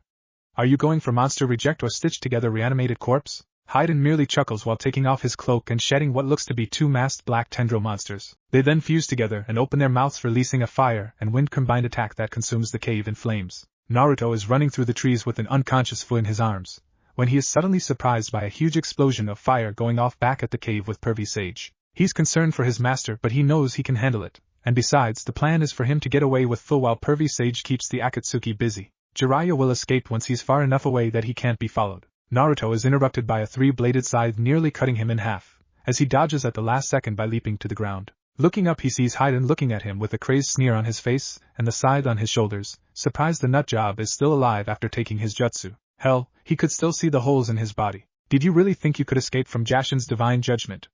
Haiden laughed out. Naruto responds by simply creating a clone to hold Fu while he unseals the Kubikuribocho and takes a stance, then says, I don't care about any kind of Kami's judgment, but if you want her you'll have to get through me first. Haiden starts laughing hysterically before yelling out, all perish before the will of Lord Jashin. He then launches forward with his scythe held above his head by both hands, hell-bent on killing his prey, but he bypasses Naruto and goes straight for his clone holding Fu. Her blood will be the first tribute to Lord Jashin. Clank! The sound of metal clashing as Naruto used the Harishin mark he put on Fu while fleeing with her earlier, to intercept Haiden's attack with his blade. After pushing Haiden back, Naruto yells out, "What the hell? Why are going after someone who can't fight back? I'm your opponent, not her." Haiden just starts laughing hysterically again, but even louder than before. Lifting his scythe up to his mouth, where one of his 3 blades have some blood on it, Haiden then licks the blood, while making a triangle inside of a circle with his own blood and says, "I have cursed you and the ritual shall now begin." His skin has turned pitch black with white outlines appearing as a skeleton over his body. GWHA ha ha ha ha. All the preparations are done. Haiden added. Naruto stands there with a sweat drop going down his head and blood coming from a cut on his cheek, replies, "Whatever you say, weirdo, but you can't beat me no matter how crazy you are." Naruto charges Haiden with his blade drawn to the side, only to fall to the ground in pain as Haiden pulls out a stake and stabs his own right leg. Naruto looks at his right leg from the ground to see it bleeding in the same spot Haiden stabbed himself. "Do you now understand Jashin's punishment?" Haiden screams out in a sick kind of joy, while stabbing himself in the gut over and over again, avoiding anything vital and vigorously wiggles the stake around, causing Naruto to roar out in agony. Haiden is lost in twisted pleasure of hearing Naruto scream out in pain, thinking about how once he gets his current victim to pass out from pain, they do still need him alive. He'll get to experience the ultimate pain with the girl. To him there's no greater pleasure than feeling the pain of someone else's death. So lost in his twisted pleasures, Haiden fails to see Naruto go through a series of hand signs, art of the raging lion's mane to grab Haiden and stop him from causing any more harm to his body. As the lion-shaped hair catches Haiden by surprise, lifting him back off his feet into the air, outside his circle on the ground, Naruto feels the impact of his own attack, and as it feels like he's being wrapped in tight steel wire, the pain suddenly stops. Looking at a cursing Haiden in his grasp, then the circle and back at Haiden, Naruto realizes that whatever jutsu was hurting him ended because Haiden was out of the stupid circle on the ground. With the curse ended, the Nine Tails chakra quickly gets to work healing Naruto's body. Testing to see if he is no longer in danger, Naruto throws a shuriken at Haiden, cutting his ear, when nothing happens to him. Naruto then crushes and pierces Haiden's body with his chakra-infused hair. Haiden screams in pain as all of his bone are shattered and all of his muscles are torn, organs and flesh punctured. Haiden yells out in a mocking tone, "Haven't you realized that I'm immortal yet, you fool? I'm blessed by the great Lord Jashin and he'll punish you for interrupting my ritual to him." Seeing that the crazed lunatic really is immortal, Naruto comes up with a good, yet horrendous, idea. Shifting his hair to hold Haiden's left arm, then to Haiden's right arm, then down to take his legs, then pulls with all his might. Screams of pain come from Haiden as his flesh can be heard tearing apart, and with one last horrid scream his limbs are torn off from his torso, which falls to the ground with a thump. Haiden's removed limbs are dropped to the ground near his torso as Naruto's hair recedes back to its original size and shape. With a smirk, Naruto says, "Yeah, well, you might not be able to die, but as a pile of pieces you won't be doing anything. Now will you, Stumpy?" Haiden yells back, "It doesn't matter. All I need is my teeth to chew out your throat. No matter how long it takes, I will kill you." While grabbing the Kubikuribocho off the ground, Naruto casually walks over to Haiden's torso and says, "I suppose you have a point, so I'll have to take care of that as well." Lifting his blade up, he then brings it down, cutting off Haiden's head. "Ha ha ha ha ha ha! It doesn't matter what you do. I can't die. Fool!" Haiden mocks, scratching the side of his head as he leans on the Kubikuribocho that he stabbed into the ground, says, "I guess you're right. Oh. I know what to do. Let's see, 1, 2, 3, 6. Alright, 6 pieces of you and 6 spare scrolls.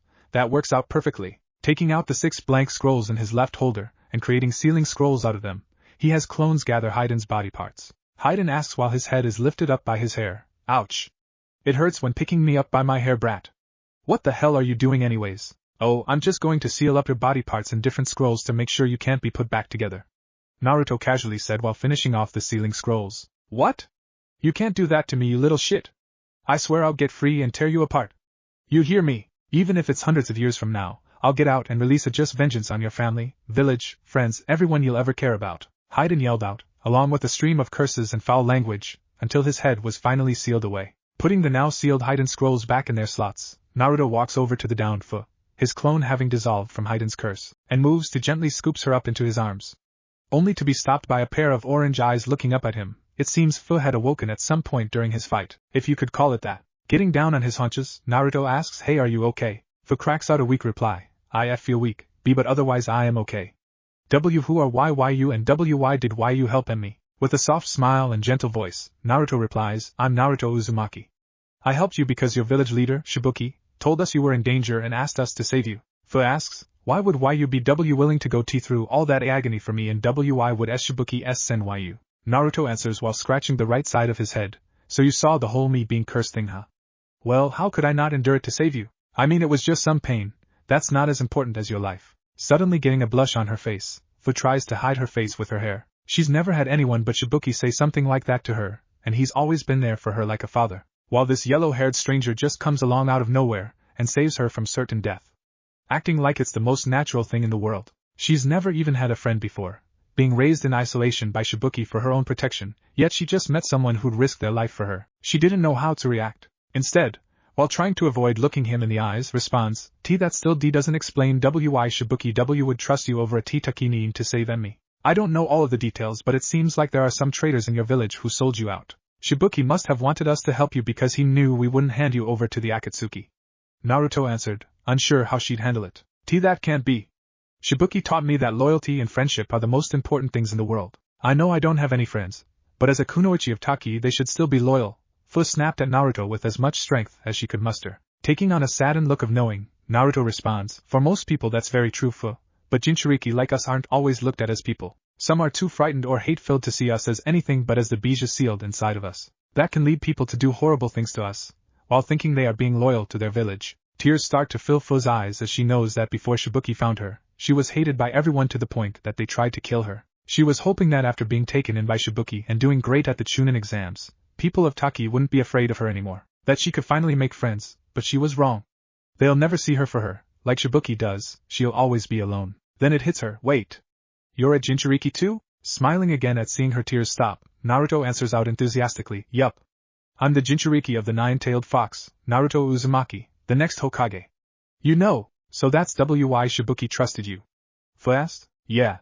I sent a letter a while back asking to meet you and see if you'd let me put a Horatian mark on you. That way I could save you if the Akatsuki ever took you, but your village leader said he wouldn't risk your safety by allowing me to just teleport to you at any moment. To be honest, just about all the villages said the same thing about how I could steal their Jinchuriki, so they all said no. Look, I'd like to talk to you some more, but Pervy Sage is battling the other guy and I need to get you to safety first. So will you come with me? Naruto answered. Fu was quiet for a minute before nodding her head silently. Naruto took that as his sign that it was okay to pick her up in his arms, causing Fu to become crimson and looked away embarrassed. Looking back at the direction of Pervy Sage's fight, Naruto whispers out, you'd better be okay. Pervy Sage taking off with Fu to their designated rendezvous point, hoping to see him there before having to move on to their next spot. An hour later, back at what used to be a cave, Jiraiya is slightly battered and highly irritated at how after killing this guy 3 times, he still won't stay down. Apparently, each of those masks of his has its own heart with its own chakra network, allowing him to have all elemental affinities and for them to work autonomously from him. So it's more like a 5-on-1 fight than 1-on-1, man did he get screwed on opponents. This Kakuzu is an old man who boasted about fighting the first Hokage, meaning he's got to be like 100 and has a lot more experience than he does. Plus the sick way he keeps alive by ripping out the hearts of his victims while they are still alive really puts Jiraiya on edge. Kakuzu in the meantime, is worried about being down to 2 hearts. That hasn't happened in a very long time. Realizing that when Pain told them to flee was actually a valid point and not an underestimation of his abilities, he decided that it was time to flee. All the money in the world is not worth his life, so he made the decision a long time ago that no matter how much he was going to make, that he was to flee if he got down to 2 hearts. With his next course of action decided, Kakuzu uses his remaining affinities of water and lightning to unleash a massive wave of electrified water at Jiraiya. Jiraiya simply creates a mud wall and jumps to the top to avoid it, but misses the lightning mask monster landing in his face, unleashing a false darkness jutsu, blinding him temporarily, allowing Kakuzu to escape. Jiraiya contemplates whether or not to go after the weakened Kakuzu, but decides that he needs to meet Naruto at the rendezvous point and secure Fu. Arriving at the rendezvous point a day later, Jiraiya finds Naruto placing a wet towel on Fu's head inside an old abandoned shack, several empty cups of instant ramen laying about. Speaking up, he asks, how's she doing, Gaki? Jumping up in surprise, Naruto pulls out a kunai in a defensive posture and yells out, damn it, Pervy Sage. You nearly gave me a heart attack. Where the hell have you been? Raising his hands up, Jiraiya says, whoa there, Naruto. Relax. I just got done handling the other Akatsuki member, and he was like a zombie that wouldn't stay down no matter how many times I killed him. He ended up escaping and I could have gone after him, but I was more concerned about you and the girl, so I let him go and came back here. Now, answer my question, is she okay? Putting his kunai away and breathing a sigh of relief, Naruto answers, she's really weak, but she's alive and is getting better. We were eating ramen and talking about how our childhoods were alike before she nodded off. Jiraiya responds, good, but I'll still check her out for myself. Why, Pervy Sage? She's alive, isn't that good enough? Naruto asked. Jiraiya answers, yes, that's good, but the fact that those guys were trying to kill her makes me think they must have already extracted the bijou. Otherwise they would have focused on capturing her instead. But if the bijou was already extracted they wouldn't need to kill her, she'd have already died. I need to find out what they did to her if I want any answers. Naruto replies, alright, but what do you hope to find? Jiraiya answers while unsealing some equipment to analyze Fu's seal. I don't know. I'll tell you if I find something. In the meantime, you can fill me in on what happened with that crazed scythe guy. Naruto just sits down while Jiraiya works and tells him what happened after they separated. 2 hours pass as the light in the shack dims. Night has fallen with little to no noise coming from inside. The door suddenly opens as Jiraiya and Naruto walk out of the shack, leaving Fu to rest while they talk. Naruto asks, so did you find anything per Sage? Jiraiya answers yes and no. Her seal, while weakened, is still intact and her bijou is still there, but it appears as if the strain on her seal from the bijou's chakra pushing against it has shrunk by half. I noticed this while reinforcing her seal. I think the Akatsuki split her bijou in half like your father did, by separating its yin and yang chakra. If so, they already have a complete version of the 7 tails and that's why they were going to kill her, so that the other half would reunite with the half they sealed away. Naruto then asks, does that mean they won't target her anymore? No, not necessarily. The Akatsuki will most likely try to kill her when given the chance, but she'll be a low priority. If their goal is to collect all the bijou, then they'll focus on the ones they don't have, like you. Jiraiya answered. Alright, what do we do with Fu now? I don't like the idea of sending her back to Taki where traders are waiting to sell her out again. Naruto asked. Well, it's not up to us. Fu will have to decide for herself what she wants to do. Plus we still have to wait for her to wake up and unseal this scroll I received from Shibuki. It might have crucial information on this entire situation and might help Fu make a decision. Jiraiya answered. Then let me open it and take a look. A feminine and somewhat weak voice let out. Turning to the voice, Jiraiya and Naruto see Fu standing at the doorway of the shack, leaning on the door's frame to stay up. Naruto quickly runs over to her, taking the place of the door frame by letting her lean on him, causing Fu to blush and Jiraiya to silently chuckle to himself. Naruto says, Fu, be careful, you're still recovering, you should still be in bed resting. A little flustered, Fu responds, I'm fine. I want to see what Shibuki-sensei left for me. I'll rest afterwards, I promise Naruto. Naruto caves with a sigh and says, fine, but you'll do it inside while sitting down. I don't want you falling down from shock or something. Okay, Fu? As Fu gives Naruto a small smile and a nod, Jiraiya playfully says, wow Naruto. You haven't even been on your first date together, yet you're already so protective. Oh, young love! What a splendid thing! Ha ha ha ha ha ha! That causes both Fu and Naruto to go crimson in the face and Naruto to yell out, D-damn it pervy sage. It's not like that. I'm just worried about her health. She did just have half her bijou stolen. Can't you be a pervert later? That just makes Jiraiya laugh even harder and Naruto to pout, but Fu is shocked and asks, wait. What do you mean half of my bijou has been stolen? What happened to me? She's starting to hyperventilate. Jiraiya immediately stops laughing, wiping the tears from his eyes, responds in a calming voice, relax Fu. Let's go inside and we'll tell you everything, and you can see what Shibuki left you in this scroll. Taking several deep breaths, Fu calms down and allows Naruto to help her inside with Jiraiya following after them. Jiraiya then goes into a detailed explanation of what he knows and believed happened to her. After a few minutes of Fu silently thinking about what she has been told, and shedding some tears over her team member's death, she asks for the scroll Shibuki gave them. With a hand seal she releases the seal on it, and opens it up to reveal a storage seal. Biting her thumb to draw some blood, she then presses her hand down on it while channeling some chakra, causing a puff of smoke to appear. When the smoke dissipates, it reveals several items, a pile of clothes like what she has on now, some underwear and pajamas, a stack of around 20 million ryo, some food supplies, extra ninja tools, and another scroll containing a personal letter to her. The letter reads, Fu, if you're reading this then thankfully Lord Jiraiya and Naruto Uzumaki were able to save you from the Akatsuki. I want you to know that I love you with all my heart. You are like the daughter that I never had, and I'm so proud of the young woman you've become. I know you'll do great things.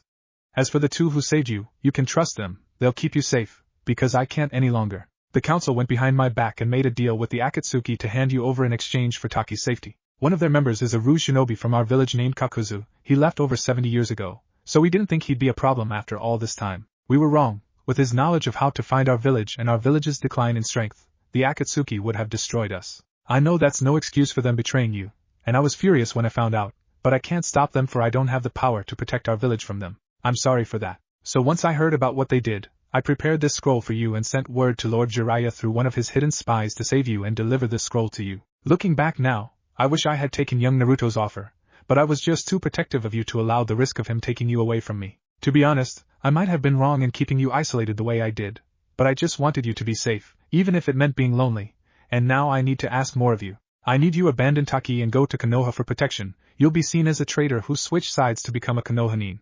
but you don't have any other option. The council has already prepared a story for the possibility of your return. They have already blamed the deaths of your 2 escorts on you and have written you off as a ruse shinobi. If you return now, you'd be captured and have the 7 tails removed from you, so you can never return. We'll never see each other again. I hope and pray that you can find happiness and friendship in your new life. Never forget that I'll always love you, Fu, and goodbye. Throughout reading the letter from Shibuki, the closest thing to a father she ever had, she was in tears, shaking uncontrollably. By the time she finishes, she is filled with a swirling storm of emotions, unable to process the rage, pain, betrayal, and hopelessness in her. Added with the exhaustion of her ordeal, she passes out. Fu wakes up the next afternoon, having slept nearly 16 hours, ready to discuss what she plans to do now that she can't return home. She let Naruto and Jiraiya read Shibuki's letter to spare herself having to explain everything to them. After reading it, Jiraiya then asks, "Well then, do you want to join Konoha?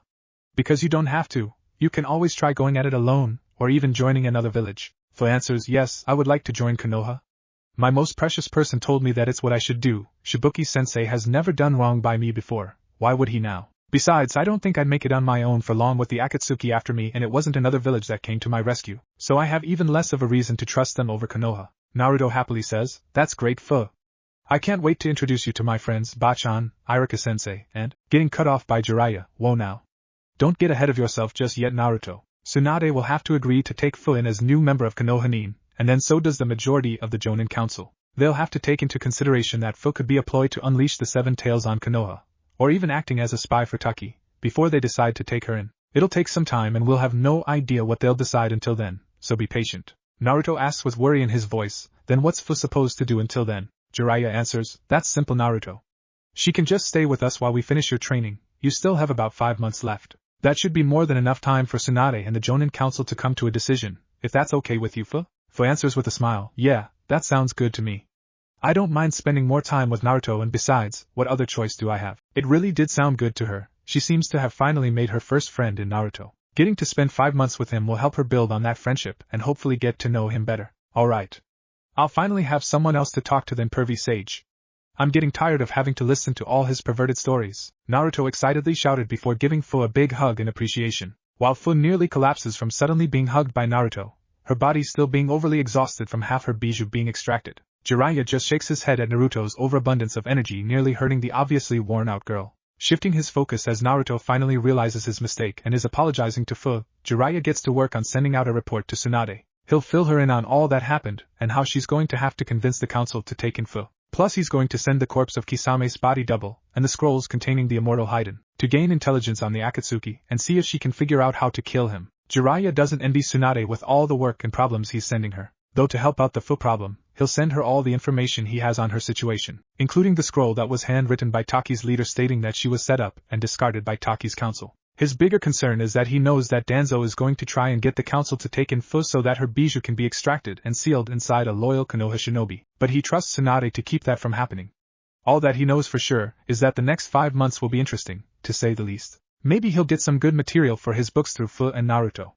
Jiraiya starts giggling pervertedly to himself as Naruto and Fu feel chills run up their spines. The first 2 months with Fu had been rather fun for Naruto. He had someone new to spar with and he nearly geeked out on Fu's awesome wings, wishing the fox gave him something cool like that. Then there's how Fu is as excited and hyper as he is, meaning they tend to understand one another with little to no difficulty. Plus she a total tomboy, she's not afraid to get down and dirty with fighting or pranking Pervy Sage, or even each other. One time Fu actually helped him get Pervy Sage drunk and trick him into going into a cross-dressing bar once. He nearly peed himself from laughing so hard while watching Pervy Sage dancing with a dude in drag, and run away screaming about how he felt something poking against his hip. On top of all of that, he could really relate with her pain at being a Jinchuriki, the loneliness of isolation they both experienced. Sometimes he'd find out that they ended up talking the day away without realizing it until night fell. He also learned that Fu actually ended up saving some of his friends during the Chunin exam she was coming from before being captured by the Akatsuki. She saved Ino, Choji, and Sakura from a giant scorpion that had captured them. He was on pins and needles when she went on about the guy trying to extract Gaara's bijou,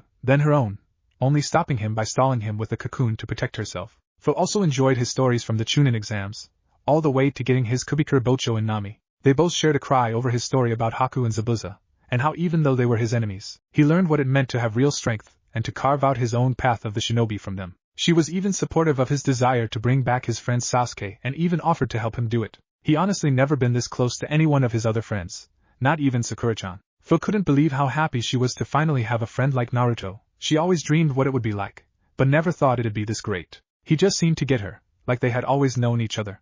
When they shared stories, she couldn't help but see the similarities between them. They both had been hated by everyone and grew up alone, wishing just to be seen and accepted for who they are. She was also inspired by how Naruto was able to make so many friends and find a path all his own. She didn't like how he had this big crush on Sakura, a girl she saved during the exams. Fu feels like Sakura is abusing Naruto's love for her to get him to do whatever she wants. Having finally experienced what having friend is like, she can't stand that someone would exploit one for their own gains. If Sakura doesn't love Naruto, then she should clearly explain it to him, not using it to get her crush Sasuke back at Naruto's expense. To be honest, Fu still has these warm feelings about Naruto that she couldn't quite understand. It was like she couldn't stand being away from him without missing the warmth he seemed to radiate all the time. She even went to Jiraiya to ask him about it, if he could help her understand these unfamiliar feelings growing inside her. He said that it meant she's attracted to Naruto, but not necessarily in the romantic sense. That in many ways, Naruto just seems to give off this aura that attracts people to his side. Though she could be physically attracted to him as well, but that's for her to figure out.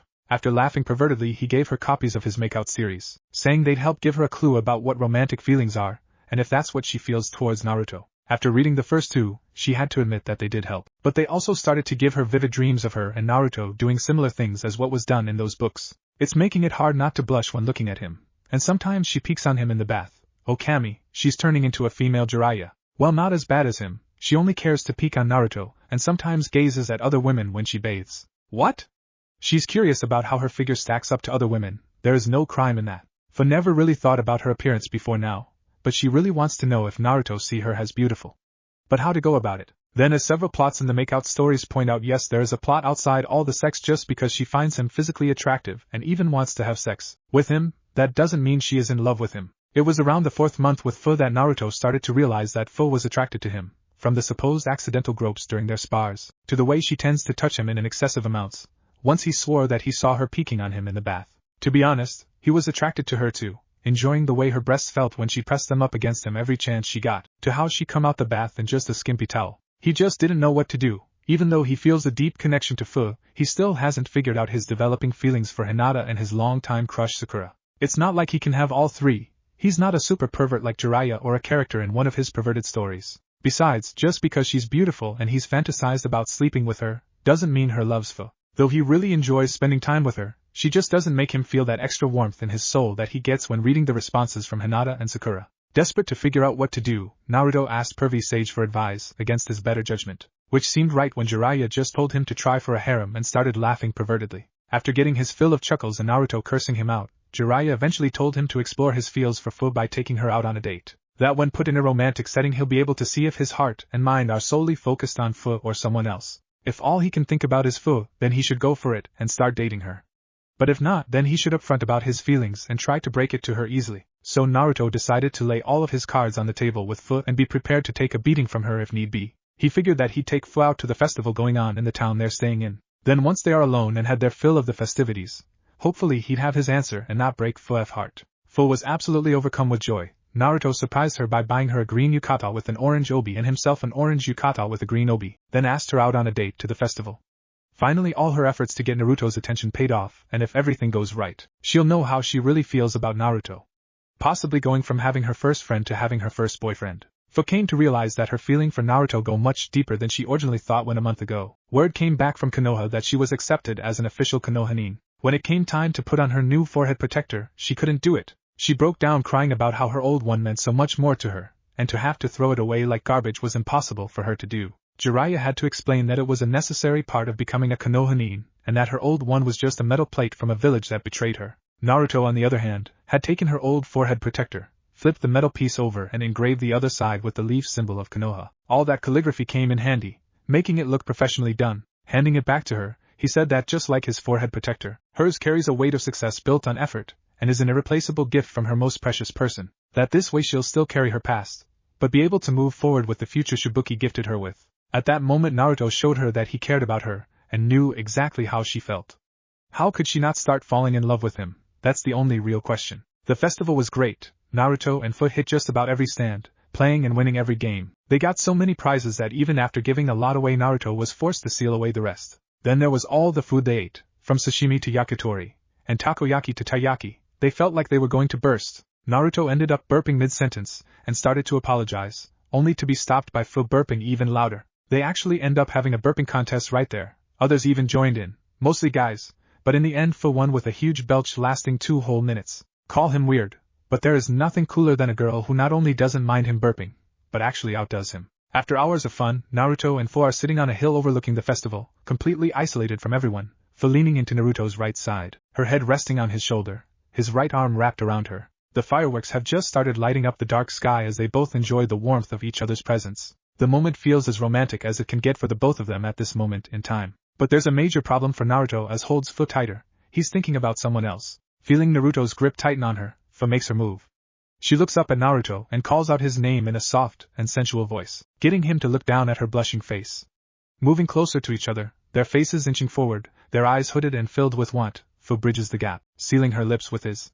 It's a tender first kiss, each one taking their time enjoying the feeling of the other's lips. Naruto's hands move to Fu's hips, while she shifts into his lap, her knees on either side of him, and snakes her arms around his neck. Pulling back, ending their kiss, to catch their breath, Naruto is surprised when Fu suddenly tightens her grip on him and smashes her lips to his. This kiss isn't tender, it's filled with burning passion and lust. Trying to open his mouth to speak, Fu's tongue slips inside, exploring every inch of his mouth. Not sure what to do. Having never been in a situation like this before, Naruto just lets her explore until his tongue starts pushing back. The tongue fight ends with Naruto's tongue making it into Fu's mouth, exploring it just as thoroughly as Fu did his. After several minutes of this, desperately needing air, they both pull back with a string of saliva connecting them, breaking as they catch their breath. Naruto can feel Fu's moistening hot panty-covered mound grind against his hardening erection, causing them both to moan. Fu is elated that Naruto clearly finds her attractive, if the impressive bulge pressing against her core is any indicator, but feels somewhat off. Her body is telling her to keep going, yet her heart isn't quite as sure. Meanwhile, Naruto knows that this wrong because it wasn't Fu that on his mind while they were making out. Instead of seeing her orange eyes peering into him, he saw featureless lavender eyes. Stopping things from going any further, Naruto breathlessly yells out, "Wait! This is wrong. We need to stop Fu." A bit uncertain herself, Fu pulls back and asks, "Why? Do you not find me attractive?" Some of her insecurities popping up. Naruto quickly replies, "No. Of course not. You're beautiful, Fu. It's just that something feels off." Fu cuts in. Naruto asks, "You felt it too?" Fu reluctantly nods her before replying, "It feels good being with you. From all the fun we've been having and to being on top of you, kissing and grinding. My body's hot for you and yours is for mine." Emphasizing that point by grinding into his erection. Moaning himself, Naruto tries stifling it as Fu continues, "But my heart, my soul don't feel the same way." "Why? I know I want you but I can't." Lowering her head to rest on his shoulder, lost in what to do, Naruto closes his eyes and takes a deep breath, relieved that it's not just him, opens his eyes and says, "I really do like you, Fu, and my body feels the same way. I've never had a friend that I've gotten this close to before. I can't see my life without you in it, but I still have these feelings for Sakura-chan and Hinata-chan. Back when I started my training trip 2 years ago, Pervy Sage said something to me that had me doubt my love for Sakura-chan. Then only a few weeks later Hinata comes and drops a bomb on me about how she feels about me. I was at a loss at what to do, so I just pushed it to the side and threw myself into my training." Taking a second to reflect, he continues, "Then over these last 2 years I have been talking with both Sakura-chan and Hinata-chan through messages, finding out that the feelings I tried to ignore were stronger than ever. With Sakura, I got to know her in a way I couldn't before, falling for her all over again. Yet I know that it's only because I've stopped trying to be with Sakura that way. Just being her friend has brought me so much untold joy that I now know that we're better off just being friends, even though there will always be a part of me that still loves her." Fu looks up from his shoulder to see a look of sorrow cross his faces, hurting even her heart as she sees the depths of pain in Naruto's eyes. Taking another deep breath, Naruto continues. "Then with Hinata, I got to see her for the first time, and over the past 2 years I got closer to her than I ever thought I would, finding out that I have feelings for her too. At first I didn't know what to do with these feelings, but then I learned that she, in her own endearing way, told me that she loved me. And in that moment of realization I came to love her too." A bright smile gracing his face, replacing the pained eyes from before with warmth and joy. "Then I got that fateful message asking me and Pervy Sage to save you from the Akatsuki. At first all I thought about you was that you're someone like me, burdened with a bijou, and I had to save you from the same fate that awaits all of us Jinchuriki. But over these past 4 months, I've come to have one of the best friendships I've ever had, to the point that I developed feels for you and started noticing how beautiful you are." Fu blushes but still asks with a sorrow-filled voice, "You don't love me, do you?" Naruto answers, "No. I don't love you that way. I thought maybe I did, which is why I asked you out, but when we were sitting here enjoying the fireworks, I was thinking about Hinata. Even to the point that after we kissed and I looked into your eyes, all I saw was her gazing back at me. It doesn't take a genius to know what that means. And I don't think you love me either. That's why you feel that you can't do what your bodies want." Fu places her head back into Naruto's shoulder and responds, "Why, you're right. I really like you a lot. No one's ever made my laugh as hard as you have, and I definitely love your body. The way your rippling muscles and tight ass glisten as the steaming water pours over you gets me wet. But I don't feel that warm sensation flooding my heart that Shibuki-sensei said I should feel when I find the one I love. How when I meet the man I'd one day marry, I'd end up loving him even more than I do Shibuki-sensei. And I don't love you more than the man that raised me." Naruto looks at Fu's face, glad to see that she feels the same way he does, but can't help but focus on just one thought. Getting him to accuse with a heated face, "You have been peeking on me in the bath." Fu lamely explains, "What? I got curious about sex and wanted to take a peek at what a naked man looked like." Naruto slaps his palm to his face as he groans out, "Oh sweet Kami. You're becoming as perverted a pervy sage." What's next? Collecting his perverted books and walking around in public while reading them? Somewhere in Konoha Kakashi sneezes while rereading one of his favorite make-out volumes, wondering who's talking about him. Fu chuckles lightly before responding with a full blush, "Well, I actually got interested in sex by reading Jiraiya's books, that I love by the way, so don't insult them. It's not like I can control that I'm attracted to you physically and wanted to see what you were packing." Seeing that Fu was being completely honest with him, Naruto says, "I should have known pervy sage was somehow involved in your newfound peeking habits. Alright, I get it, and I fully accept you for who you are, no matter how pervertedly weird you may be. But don't expect other people to be as accepting as I am about it. And please stop peeking on me in the bath." Fu replies without an ounce of shame, "No promises, Naruto. I enjoy it too much just to stop now." Naruto once again groans out in frustration, before saying, "We're losing focus here. Let's get back to the whole not loving each other thing," though he couldn't hide the blush on his face. The thought of Fu wanting to peek on him is actually very flattering to him, but he doesn't want her to know that. Fu then starts grinding herself into Naruto's newly hardening erection. It seems to me that you like me peeking on you." Naruto's face has turned crimson as he stutters out, "WS stop that F Fu. We need T to be S serious H here and N not think A about S sex." Fu pouts but still doesn't get off his lap and grinds a little harder. "Why? Just because we're not in love doesn't mean we can't have some adult fun," her voice becoming sensual. As Fu's hands lock around the back of Naruto's neck, Naruto is having a hard time not feeling the hot moist mound grinding down on his ever-hardening length. His heart is pounding and this breath picks up as he sees Fu's lust-filled eyes, unable not to picture and want what could happen. Using all his willpower, Naruto grabs Fu by the shoulders, getting her to stop grinding and off his lap. "Stop. Life isn't like those books, Fu. We don't love each other and our first time should be with someone we love." "Right," Fu replies in a smooth voice, "I know life isn't like those masterful books, but I know for a fact that sex isn't always about love. People have always had sex just for the fun of it. Several women I've talked to about it in the bathhouses told me that it's great to be with someone you love, but you never know how long it can take to find that special person. There's nothing wrong in enjoying yourself until you find him. We all get lonely from time to time and have urges that need to be scratched." Naruto tries to fight back, "But we only get one first time and I want it to be with someone I love." "Don't you want that too?" Fu's head drops as her voice becomes solemn. "I nearly died a few months ago and I didn't even have a single friend. You saved me, which does play a large part why I'm attracted to you, and gave me a new lease on life. I'm not going to let anything keep me from living to the fullest. You have found that person you love and I know you want her over me, but I don't know how long it'll take me to find my love. With the Akatsuki out there looking to kill me and the very nature of your lives as shinobi, I could be killed before then." Naruto tries comforting her, "I won't let you die. I promise you that you'll live to find that special guy one day." Fu fires back with a melancholy, "You can't know that for sure, Naruto. I know you will, Fu. You're an amazing person that any guy would be lucky to be with." "Stop. Please. Just listen to me, Naruto. I know you'll give everything you have to keep your word, but life can be cruel and unfair. I don't want to die with any regrets. I know that if my first time is with you and even if I died the very next moment, I'd not have any regrets about it." Naruto looks into Fu's sad, need-filled eyes. He replies, "Fu? I can't betray Hinata like that." Fu quickly responds with desperation, "You aren't together yet. Please, just for tonight let me know what it feels like to be loved. To feel like everything the world is right and things finally make sense again." Naruto's mind is running as fast as a lightning jutsu as he thinks about everything she said. He's been told his entire life that sex should be with someone you love, but he's seen thanks to pervy sage that that's not true. But his heart is telling him who he really wants to be with, and how he wants that to be forever.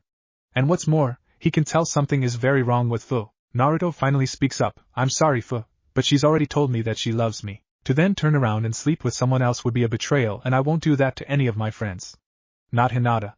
Not Sakura. Not Sasuke. And not you." Fu replies in a tone equal parts pain and rage, "How would that be betraying me? You'd be giving me what I want." Naruto yells back, "Because it's not what you really want. You're trying to run away from the pain in your life by doing something that can't be undone. Sex with me would just be an escape.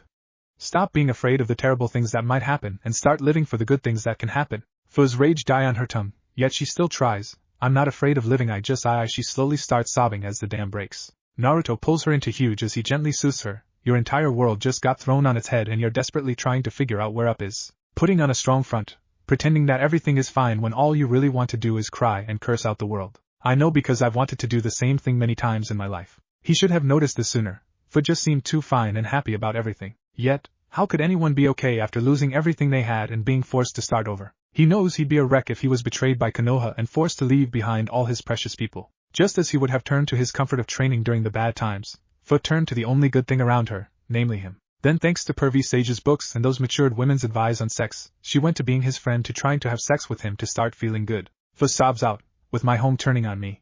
Forcing me to leave behind Shibuki-sensei, the closest person to family I've ever had.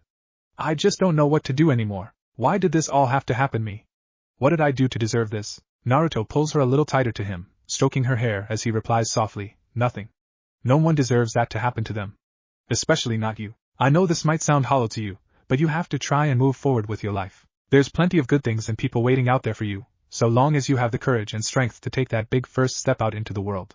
What if I can't do it? You can. I know you can. How can you know that? Fu snaps back with tears spilling from her eyes. Because you have me right here, ready to help you. His voice radiating warmth and strength. Giving her a moment to sob/hiccup, he continues, and not just me, but Pervy Sage too, for whatever having that old perv around is worth. That got Fu to chuckle softly, hey now. I actually like his perverted ways. They make him fun and bring a great quality to his books. Naruto laughs/scoffs, really? They seem boring to me and sometimes he goes way too far with his so-called research. Fu responds somewhat defensively/humorously, yes his books are that good, but a guy like you, who'd pass up sleeping with a babe like me, is just too dense to understand them. Besides, there's nothing wrong with a little bit of peeping every now and again. Hey! I'm not dense. I just didn't want to take advantage of you. And there is plenty wrong with peeping on people. Feeling a little bit insulted, Fu innocently replies, really? I thought I was the one trying to take advantage of you, her index finger pressing into her cheek as she puts on a thinking posture. That time they both break off into laughter, just as the fireworks display goes into its final bursts, lighting up the sky in large series of colorful explosions, capturing both their attention for a few minutes. As the display comes to a close, Naruto says, even though he can't be with you anymore, I know Shibuki will always be with you, no matter where you go or what you do with your life. Because he is the sun inside you that brightened up life and gave you hope for a better tomorrow, like Irika-sensei is for me. Fu places her hand over her heart as she thinks about Shibuki, remembering all the times he's helped her and made happy. From all the advice on being the very best kunoichi she can be, to all the gifts and words of kindness he'd give her, even though she grew up lonely and without friends, despised by the village even, but thanks to her sensei she always had a father and place to call home. As tears of joy and sadness pour down her face, knowing how loved she was and how she will no longer have him in her life, she can at least take solace in the fact that he'll always be a part of who she is. Thank you, Naruto. I almost fell into that dark place inside myself. Ignoring what made me who I am and the people that helped me get here, I won't hide from world anymore with half-hearted smiles and desire. A smile gracing Fu's face as she turns towards Naruto. Naruto returns her smile with his own signature grin. It's good to see you're not lying to yourself anymore. Now we can go back to being friends and you'll stop peeping like Pervy Sage, chuckling at the end. Fu replies in a dumbfounded tone, stop peeping? Who ever said that? I've discovered the woman inside myself and my attraction to the opposite sex. Why would I stop looking at the beauty that is the naked form? I certainly enjoyed gazing at your beautiful body. Oh, and by the way, that's a large package you're sporting, hot stuff. Eyeing Naruto up and down, visualizing his naked body. Naruto goes bright red from embarrassment as he yells back, will you stop that? I thought you said you weren't going hide and desire anymore. Fu starts giggling. Just because I'm not going to hide and it doesn't mean I'm not going to indulge in my desires every now and again. I'll save my first real sexual encounter for that special person, but I'll still play around bit when I can. And you happen to be the nearest and best little fantasy I can have. There's no crime in looking and teasing a fine specimen of my desire, raising her hands into a squeezing motion while giggling in a way that closely resembles Jiraiya's own perverted laughter. Naruto starts running for the hills as a pervertly laughing Fu chases after, blurting out, come on Naruto. Just one squeeze of those buns of steel. Never. You female copy of Pervy Sage, protecting his butt by putting his hands in front of them as he picks up speed, Fu hot on his tail. Though, from the grins on their faces and the laughter leaving their mouths, it's all in good fun. This day will later become the day that never almost happened. Jiraiya was watching from afar with his telescope, somewhat disappointed that they didn't help inspire his writing by having sex, but glad to see Fu finally coming out of her cocoon of denial. Despite what people might think about his perverted ways, he's still sharp enough to see what's really bothering someone and cares enough to help them. He knew as soon as Fu started asking about her attraction to Naruto that she was avoiding the real issue that was eating away at her. It's actually why he gave her copies of his Makeout series. Not for the sex, which there is plenty of, but the undertones of pain and remorse that the main character hides through his sexual escapades. Jiraiya wanted Fu to recognize that she was starting to do the same thing as his character, and to be honest, he himself does, to escape the depressing times of his life. He even pushed Naruto towards going out with her to help point out that fact to her. He believed that Naruto would notice it and confront it, as he's always done, helping Fu get to the root of her problems. Because despite the kid's seemingly dense nature at times, he's surprisingly intuitive about the pain and suffering of others. Folding up his telescope, Jiraiya stands back up from his crouched position with a grin on his face. He might not have gotten the naughtier ending he was looking forward to, but Fu is in a better place, and may just make an excellent disciple in the way of the super pervert. What if Naruto learns Sage Mode during training trip? And thanks for watching my video till the end. If you enjoy this content, then do consider subscribing to my channel, and leave a like if you guys need the next part. Comment down, and thanks for watching the video, and see you guys in the next video.